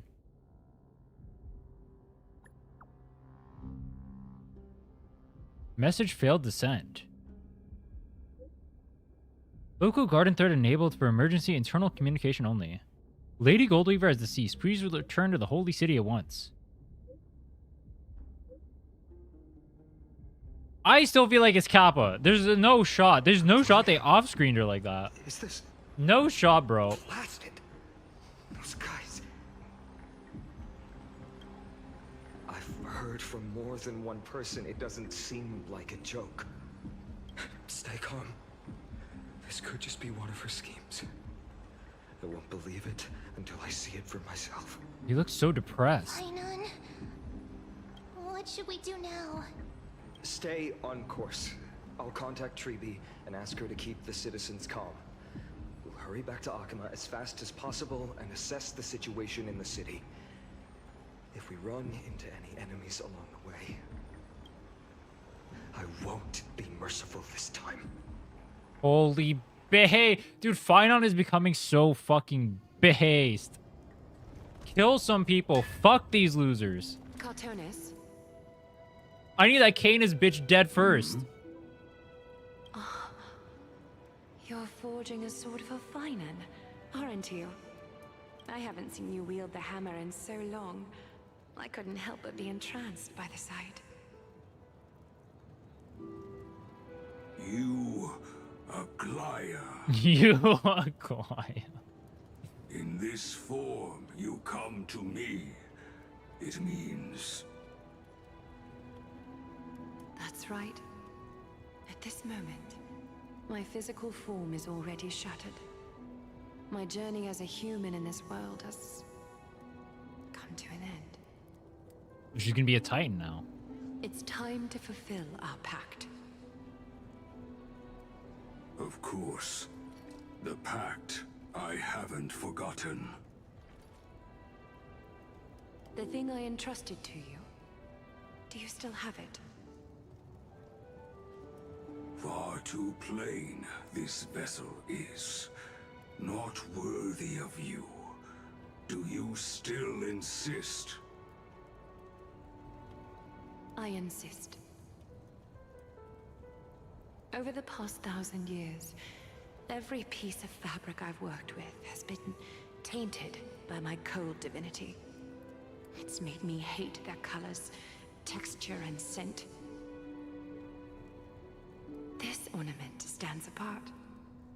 It was a gift from a child. She was pure and kind. I often wished my childhood could have been like hers. How to say goodbye to everyone? Have you already planned? I'm afraid there's no such detailed plan at this time. I deeply regret not being able to say farewell to them, one by one. The moment has come. My departure will give them one less thing to worry about. This parting gift should help ease the regret of such a sudden goodbye.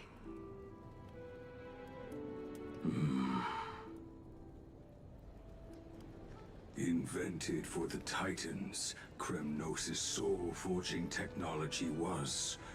Though divinity it retains, filtered out, the remnants of humanity will be.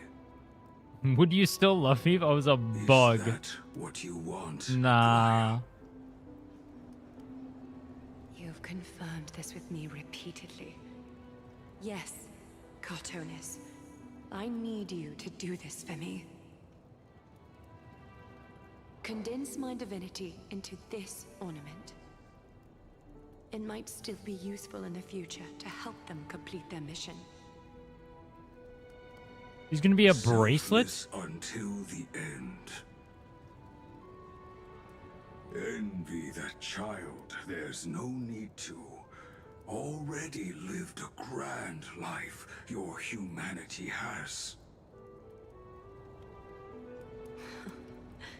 Your praise puts my heart at ease, Grand Craftsman. Now, please, take me through the last tempering that fate has to offer. Wait, who's gonna get the bracelet? Wait, who's gonna get the... Who wears the bracelet? The city is silent, and tension is building with every passing second. The news is probably spread by now. Every household is locked up tight, and all the market stalls have closed down temporarily. Taken out by the cleaners. I can't imagine how she could have been taken down by a handful of assassins. Unless it's all a part of her plan. If this is all part of a larger plan, Treeby must know something. She just couldn't say it in the message. Let's go find her.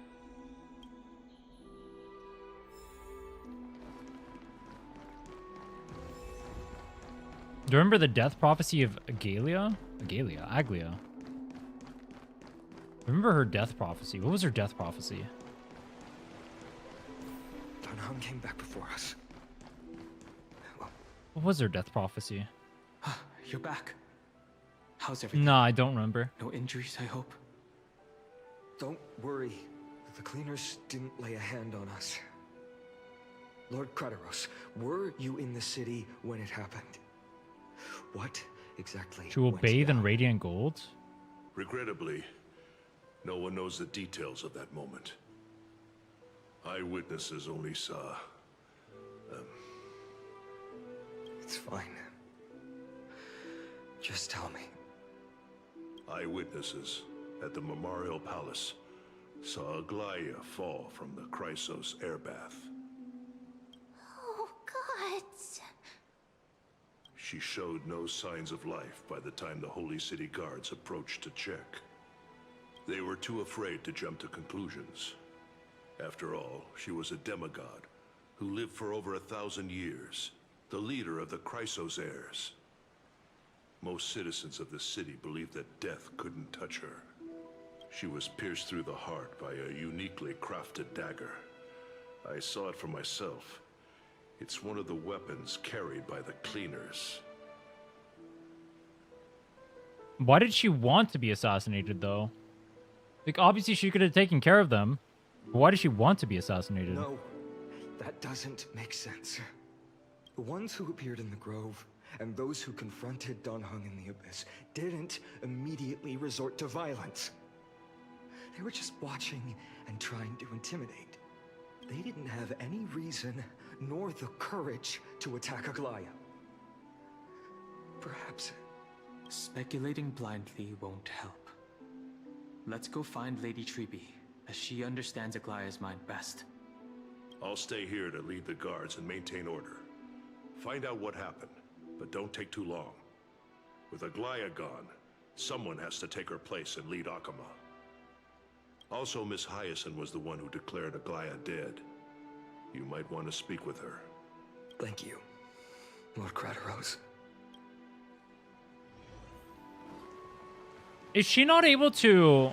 Because she can use, like, the like, weavers and whatnot, right? No citizen. Is she not able to feels move her, like, breathing consciousness to, like, other... After hearing such terrible news. forms?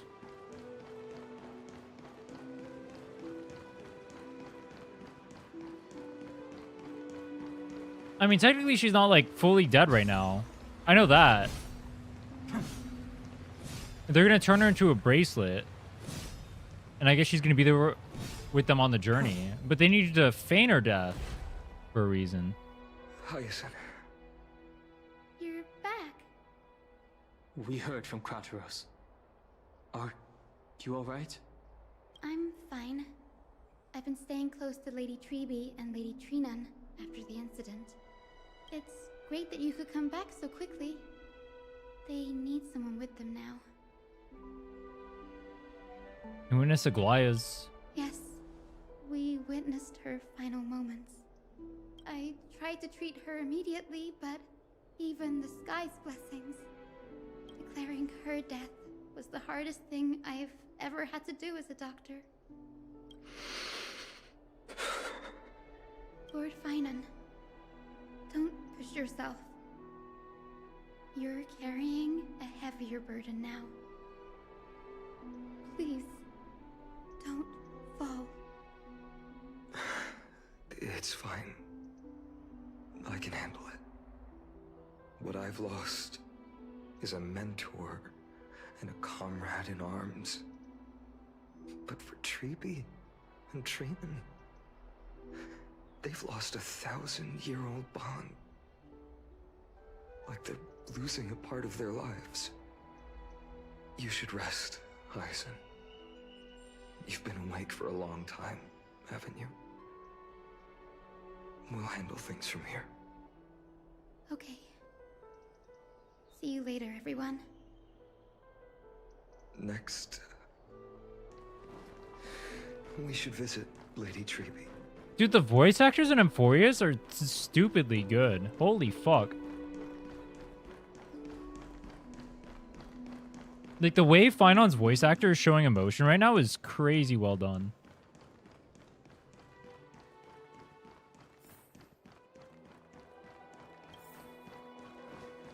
Search for Treby and Trinan. Snowy. Little Gray. You're back. Lady Treby, Snowy, don't. Please don't apologize to us. You went to the Grove to prepare yourself for the threats to Akama. You didn't do anything wrong, so don't be hard on yourself. We were always by Aggie's side throughout this long journey, so we understood her thoughts better than anyone. She knew she wouldn't see the end of the flame chase journey. Yet, she gave everything without hesitation. For the future of everyone.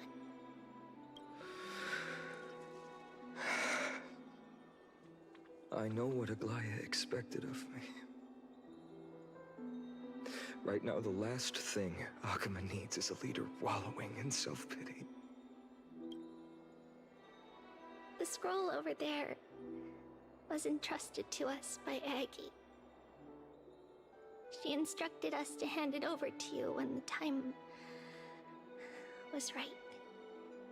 I think now's the right time.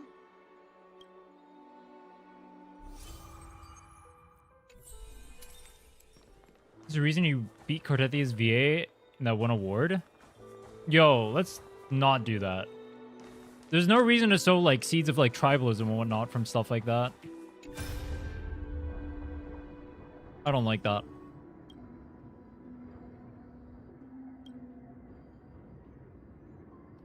No need, teacher. Medicine can only steady my flesh, but it cannot stop the decay of my soul. I've already borrowed too much time from this world.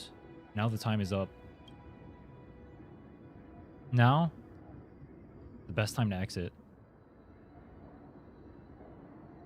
Please don't cry on my account, teacher. I have a final selfish request. Can you lend me an ear? I'll definitely fulfill it for you. Wish for my death to be gentle and quiet. I hope that my lifeless body will not be exposed to the eyes of the public. I've faced too many changes in my time, but in the pursuit of one thing alone, I've remained unchanged for 1,000 years.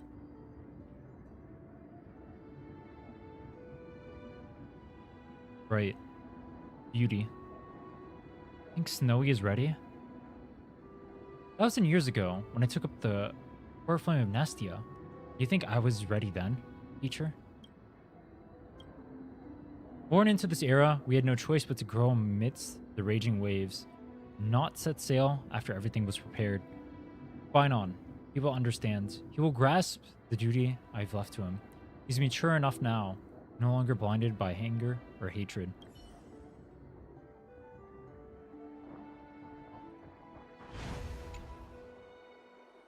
Finan, my humble student, my trusted colleague.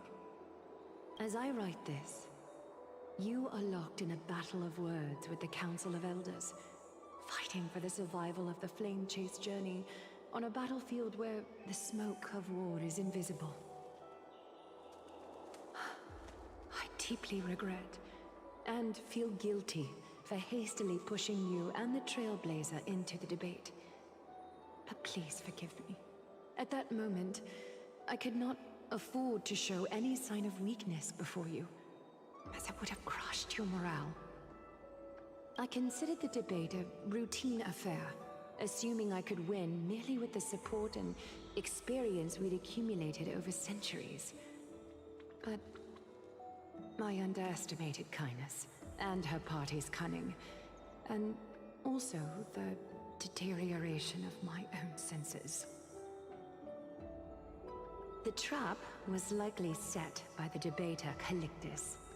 He had prepared a severed golden thread in advance, revealing it to the public when Kindness was faltering in the debate. He claimed I was reading everyone's thoughts with the golden thread to cheat in the debate. I could have countered that low tactic in 100 ways, but my words slipped out before I could even think about them. With deceitful scoundrels like you in the crowd, I have no choice but to rely on the golden thread to keep watch over everything in this holy city. You can imagine the reaction that comment provoked. At that moment, I felt my time was running short. The divinity in this body might be eternal, but that is not the essence of me. I am a daughter of humanity, born of my mother, and I will die as a human. Realizing that my humanity was fading, I began to plan my exit What kind of departure would not waste such a belated death? I have yet to find the ideal answer. But I knew I couldn't simply fade away in my sleep like anyone else.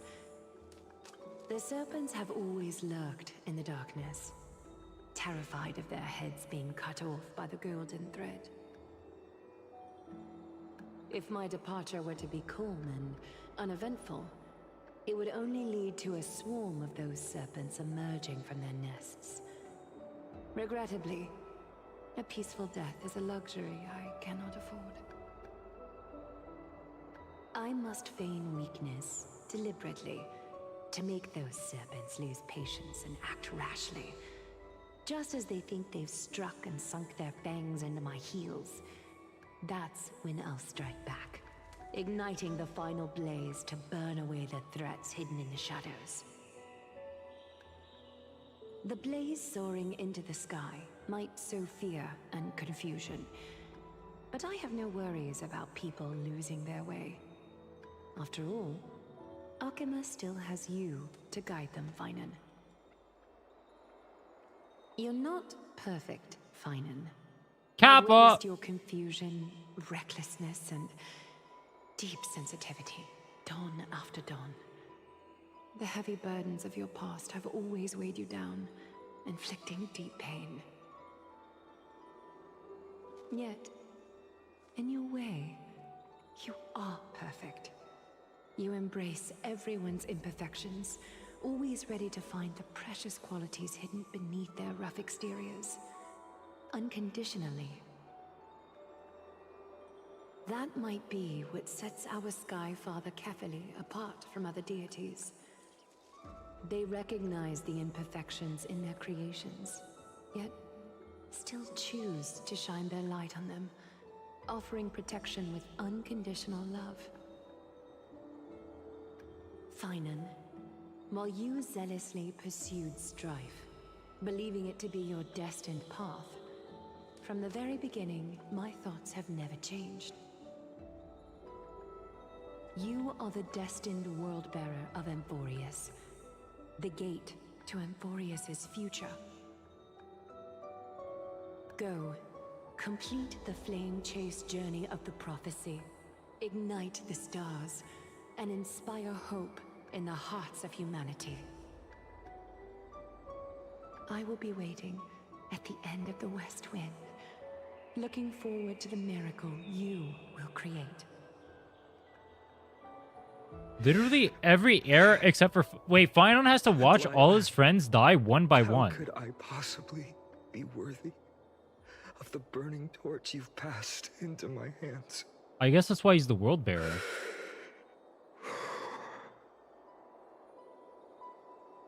What's the shiny thing? Donang, can you do me a favor? Whatever I can help with, just say the word. Please deliver a message to Lord Krateros. Have him gather the Holy City guards and the Kremnoans to spread the word from door to door. At the lucid hour tomorrow, Finan will speak at the Memorial Palace. Urge everyone who has concerns about the Holy City's future and the Flame Chase journey to attend this gathering. Tell them Aglaya has left Amphoreus the seeds of hope. Understood. Thank you. It's been a harrowing day for everyone. Please make sure to rest well and collect your thoughts. I need to prepare.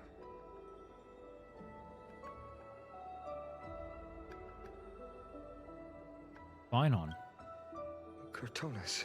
How did Dan and March die? What brings you to Memorial Palace? I plan to get everything settled before coming to see you. Is there something urgent, Cortonis? How are you holding up, I wanted to see.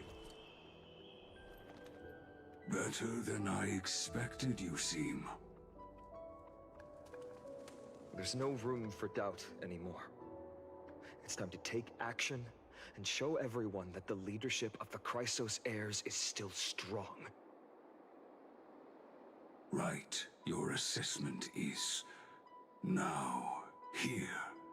Take this. Oh, this is when he gets his sword. You've completed it. Dawnmaker. The name I've chosen for it. Before dawn, prepare for battle. For tomorrow, wield your sword. Befits your stature, it does. Chrysos heir.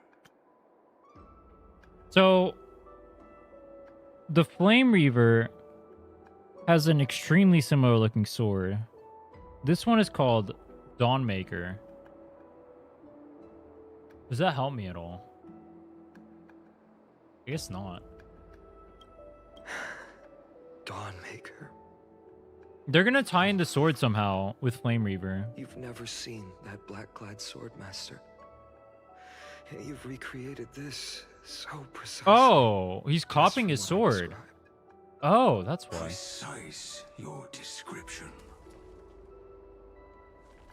Imbued it with the power of dawn I already have.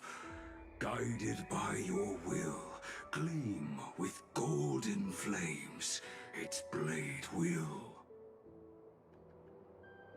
Wield it, may triumph always be yours. Thank you, Cartonis. I will use this sword to protect the beings of Amphoreus. Another thing there is. What's this? Spinon gets the Stored bracelet? here, the remnants of Aglaya's divinity are.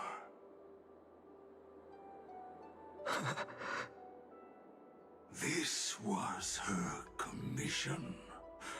Her death she had long foreseen. Can she still hear us? It's difficult to confirm. About divinity, we know very little.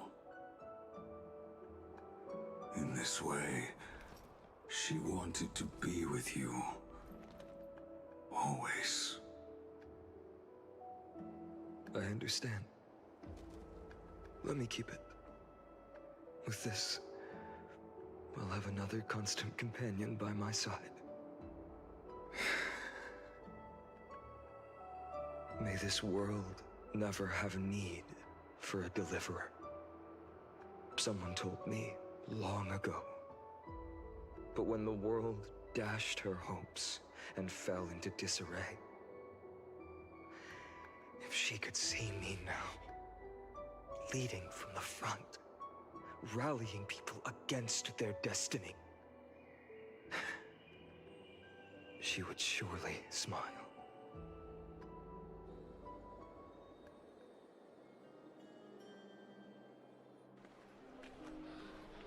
Is this gonna be the talk? The next day? How will the Holy City continue without Lady No, this is us Dawnweaver? going back to our room. Okay. Look! Lord Finan is here.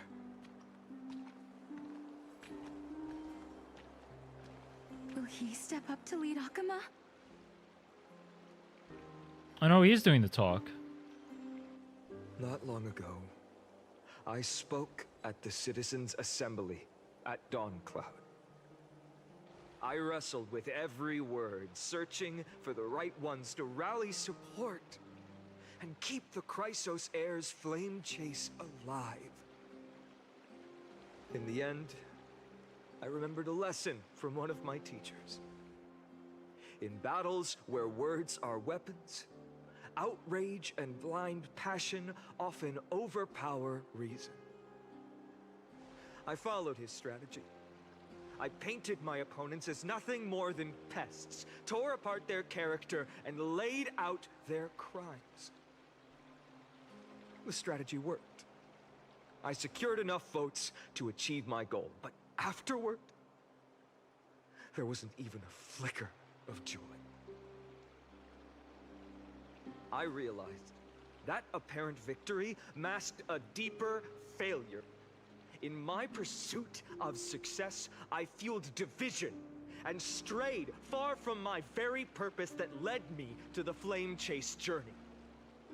This journey was supposed to unify, not divide, to strengthen us, not weaken us.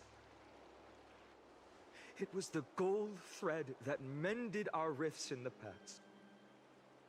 Some saw it as a means of surveillance, a tool of control. But no one can deny that it was Aglaya who held this city and even this shattered world together. Now she is gone. Yes, as you have heard, the demigod Aglaya, who guarded the holy city for a millennium, has indeed fallen.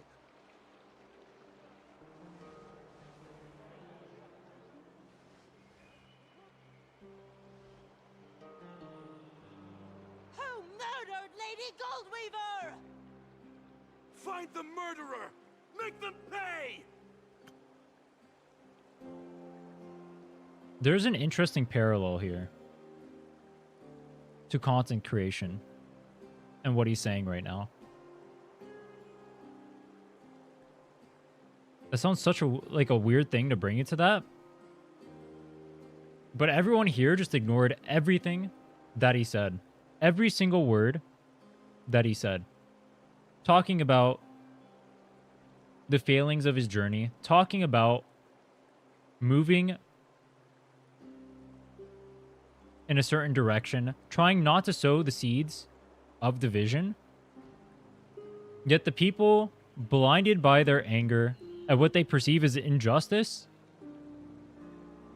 still continue in that direction. Everything that he's trying to fight against. I'll let it continue, though.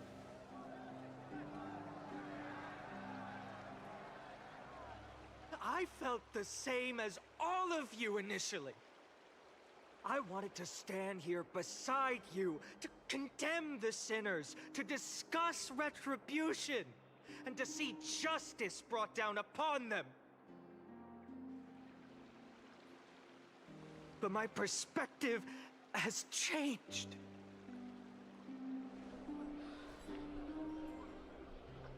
The golden threads that once bound this city have unraveled.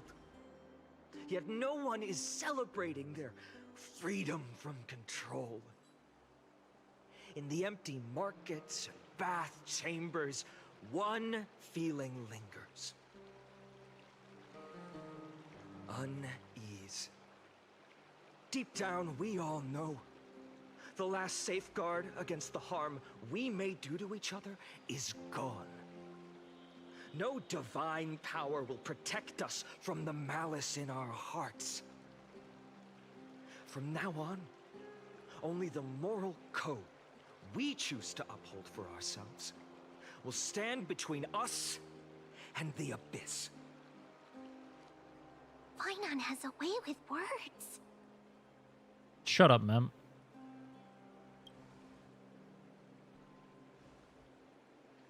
Oh, all right. The flame chase journey is nearing its end. With only one Titan left for the Chrysos heirs to conquer. Aquila! Before I rise to the skies, I challenge you. Cast out the shadows and malice within your hearts. Let your spirit shine brighter than the sky itself. Let me bear witness. Even without the divine authority of romance, Akuma will remain a sanctuary in these end times. A place for the kind people Aglaya dreamed of. The kind of people foretold in prophecy. A better people! Better people!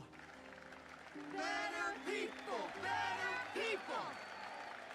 Better people! Better people! Better people! I appreciate your willingness to accept the challenge. You have reminded me that Aglaya left me perhaps the simplest duty in the world. To bear the burden of creation, I need only to give one thing. It's a gift she once gave me without hesitation, and now I share it with each of you. Unshakable faith. There's still a long way to go before Amphoreus is reborn.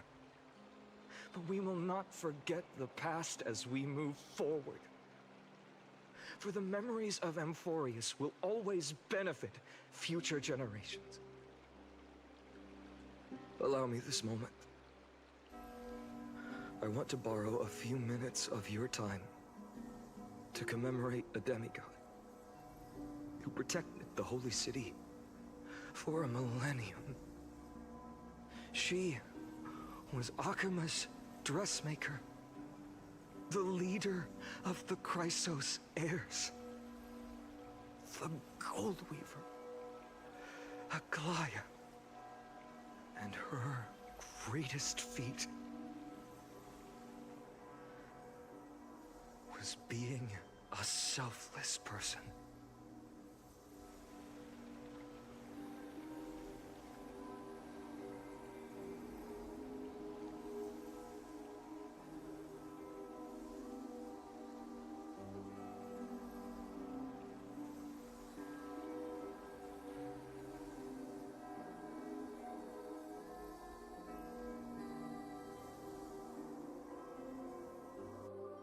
That singing sounds so familiar.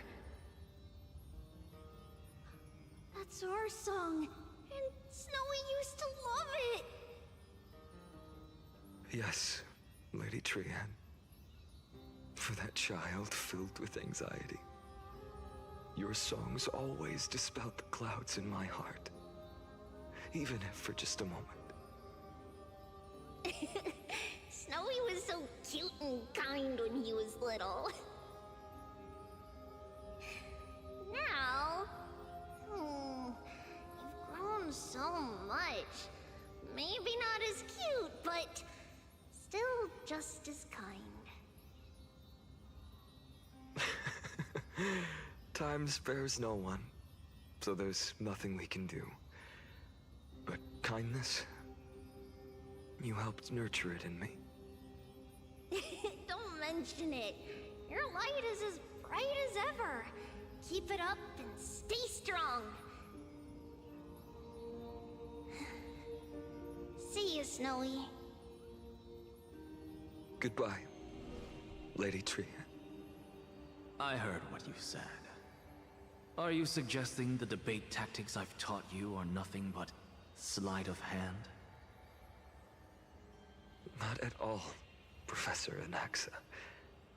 Honestly, without those techniques you taught me, the Flame Chase journey might not have survived.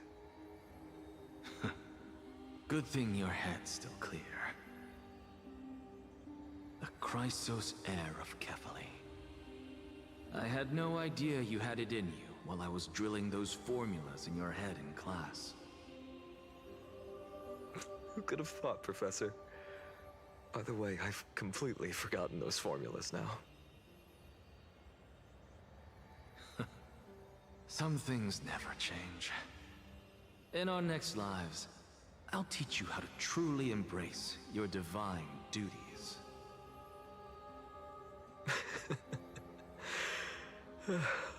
I'll be waiting. Goodbye, Professor Anaxa. Miss Castros? Aren't you going to say something? Anox just disappeared from the background. Lord Finan, you He was back here. have always been so approachable. Ever since we first met, you've seen me as a friend. It was the first time I understood what everyday friendship was like. But that's dangerous. Dangerous. Laughing and chatting with you, I sometimes forget who I am. And for someone with my kind of power, that's a real hazard. I hadn't thought of it that way. Sorry, I forgot to consider your perspective. Please, no apologies. Despite everything, thinking back on the times we spent together makes me really happy. I feel the same.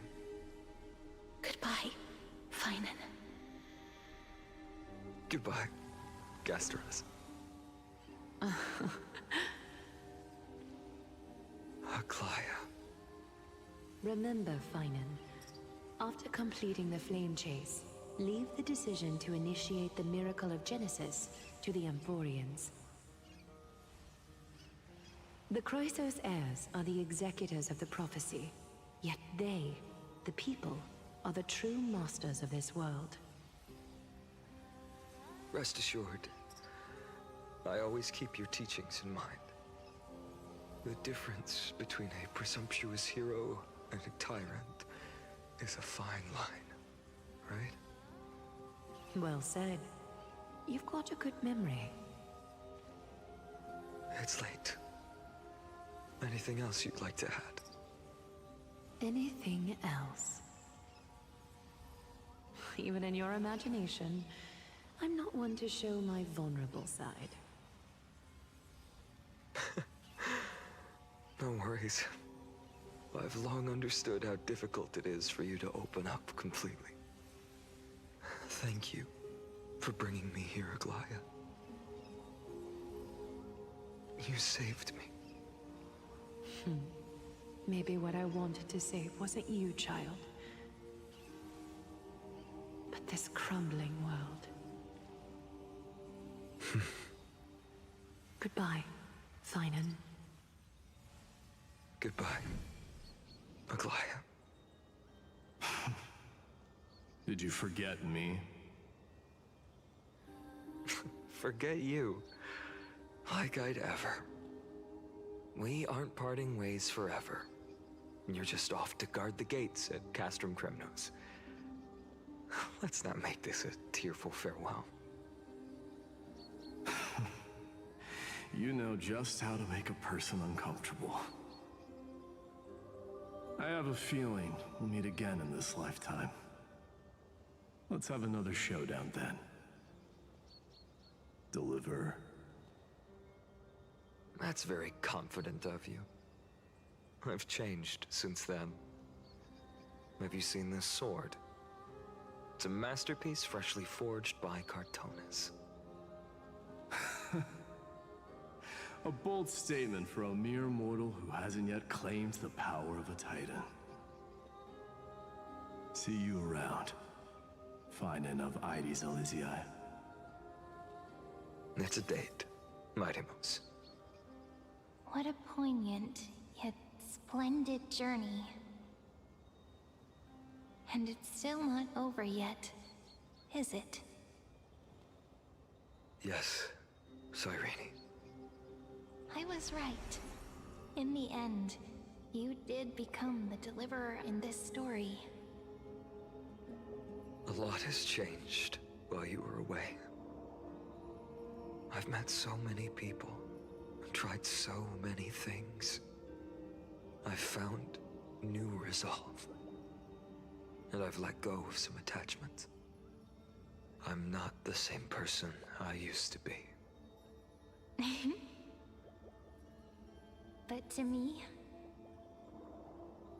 you've never changed at all, Finan.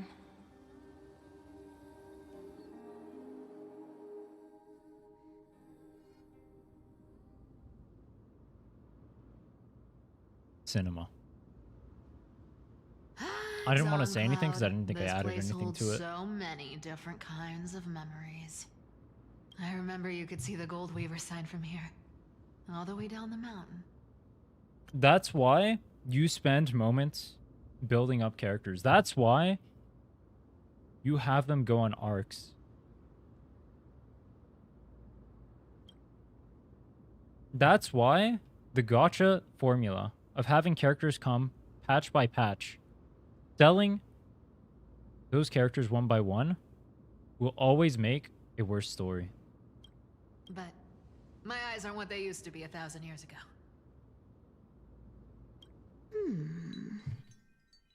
Cypher, you... Back here? Seamstress. Tell me, does Akama have any treasures so rare that not even your... I mean, our shop has seen? Of course it has. I heard there's a gem of all worlds hidden somewhere in Dawn Cloud. Apparently, it's a piece that fell out of the Dawn device. It's truly a priceless treasure, being a part of Kefali's divine body. Even I, the Gold Weaver, cannot witness its glamour. Gem of all worlds. Nice! Got it! Well, please keep looking after the shop while I... Let me guess, Cypherer. You're probably already plotting to sneak into Dawn Cloud to steal that gem, aren't you? And your next move is probably trying to sell it to the highest bidder, then distribute that money to the poor The and music in the background reminds me a lot of Mystery Dungeon. Look, seamstress. Are you sure you aren't peeking into my head with your golden threads? You might be skilled at covering up lies, but your compassion is all over your face, plain as day. Don't lie to yourself. Do you honestly think this is the right thing to do, Cypher? What else am I supposed to do? That's the only thing I can do with my power.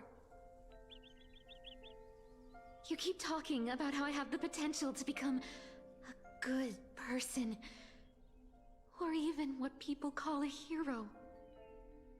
But I don't know what I need to do to get there! I can't weave golden dresses like you! I can't sing as well as Miss Hyceelins! And I definitely don't know as much as Big Sis Treeby! The only things I'm good at are the underhanded street smarts that no one even respects. But I still want to be worthy of you. I want to prove that you've made the right choice. Even thieves can dream. Right?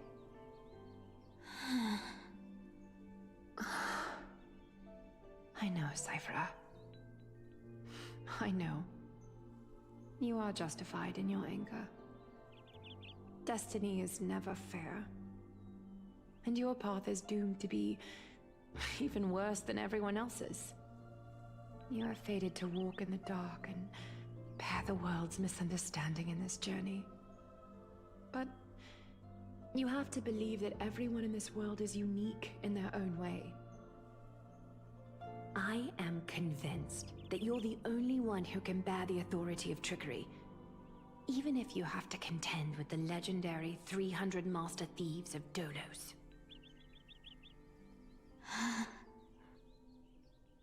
Aglaya. I just want everyone to believe that the world is beautiful, and that everyone is simple and kind. If only I could get everyone to believe that. Would that lie become reality? If enough people believed in it, even though it's a lie. Lies will always be lies, Cypher. But sometimes they can be more noble than the truth. Huh. Are you really planning to just stand there forever? Honestly, sneaking around doesn't suit you, Deliverer. They know each other? I guess they do. I never thought I could slip past your sharp ears, Miss Cypher. I just didn't think it'd be right to interrupt when you're obviously lost in thoughts. Still as charming with your words as ever, boy. Your speech at the public baths wasn't half bad. I'll admit. It managed to touch my heart. Just a smidge. Thank you. I had a feeling back then that you were in the audience. Intuition certainly is a thing of wonder. Oh, and you didn't call me out on the spot. You waited all this time to tell me. Well, I thought you'd need some time to yourself. After she passed away.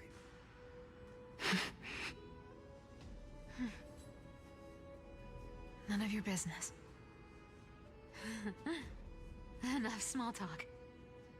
Tell me, what kind of trouble did you run into that you need me, the super old-timer, to step in?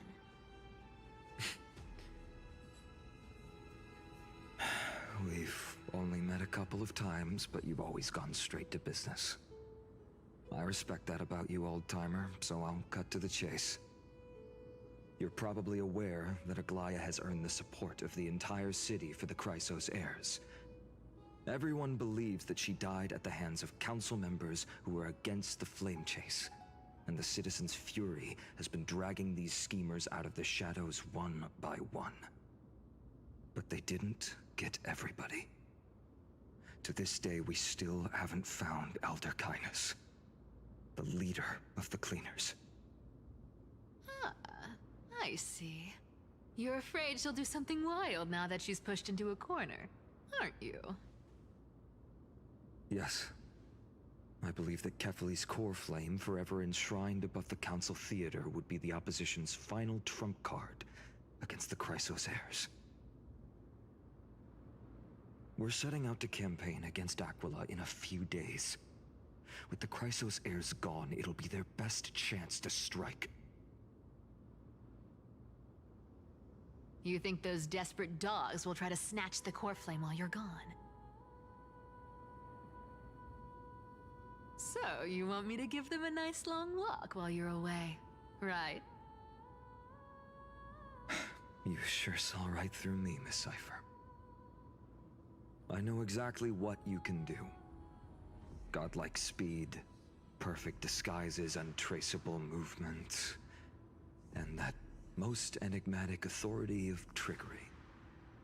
I have only one request. Please, use whatever tricks you need to protect Kefali's core flame. Even if you have to deceive the rest of the Chrysos heirs as well. Uh-huh. Hey, Deliverer.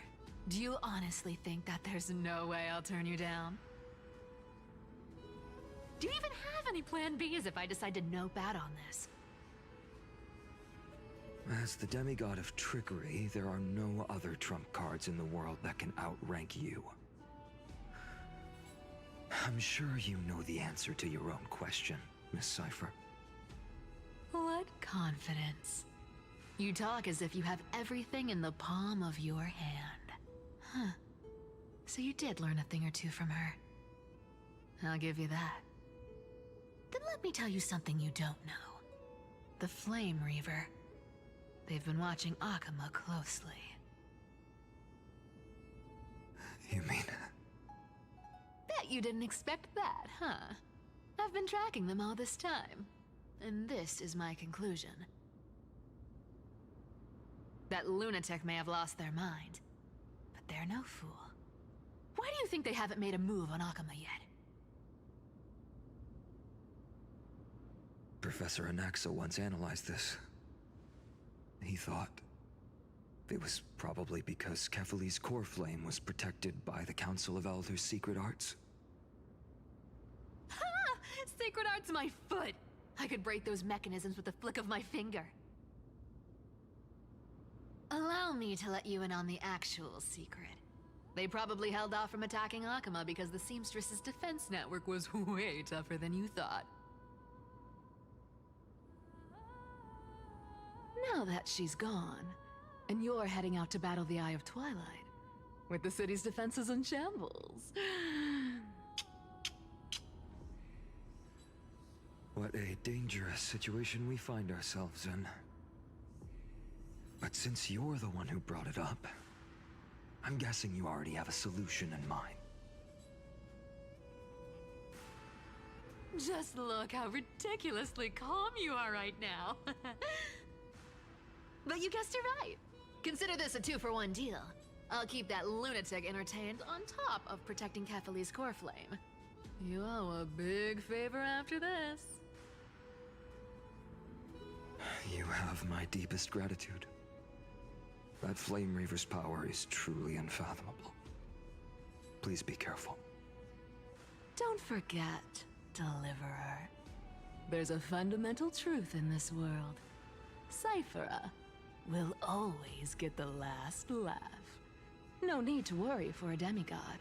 I'll do my job, so you need to make sure you don't die before you pay me. Isn't this supposed to be a Hyacinth's patch? There's literally been nothing but Hyacinth so far.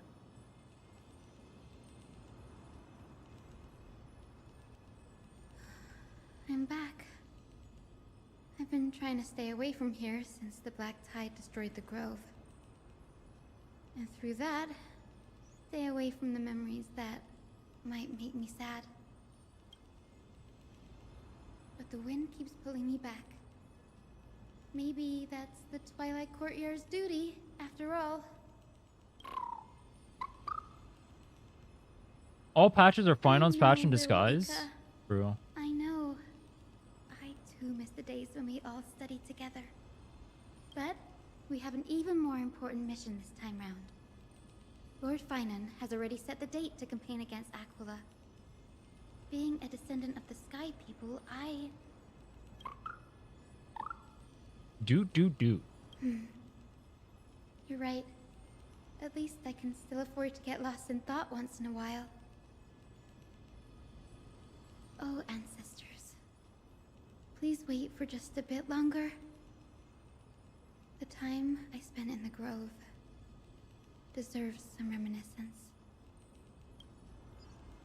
Hmm?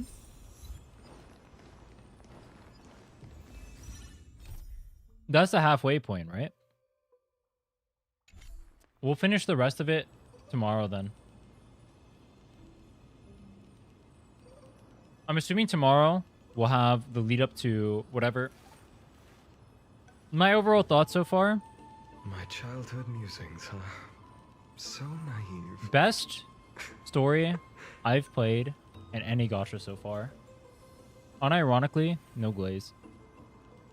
I didn't want to say anything when Finon was talking. I didn't want to... Fuck off! This was where Professor Anaxa gave us the lesson.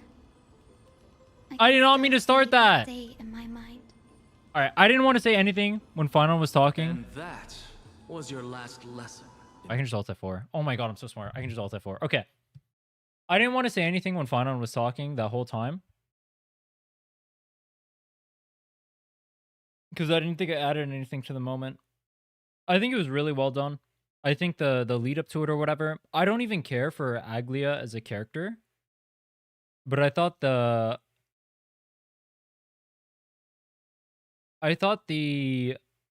lead up to Finon, like his whole scene or whatever right there, him having to say goodbye to everyone or whatnot, him saying bye to all the essentially like fallen comrades so far on the journey and prepping him up.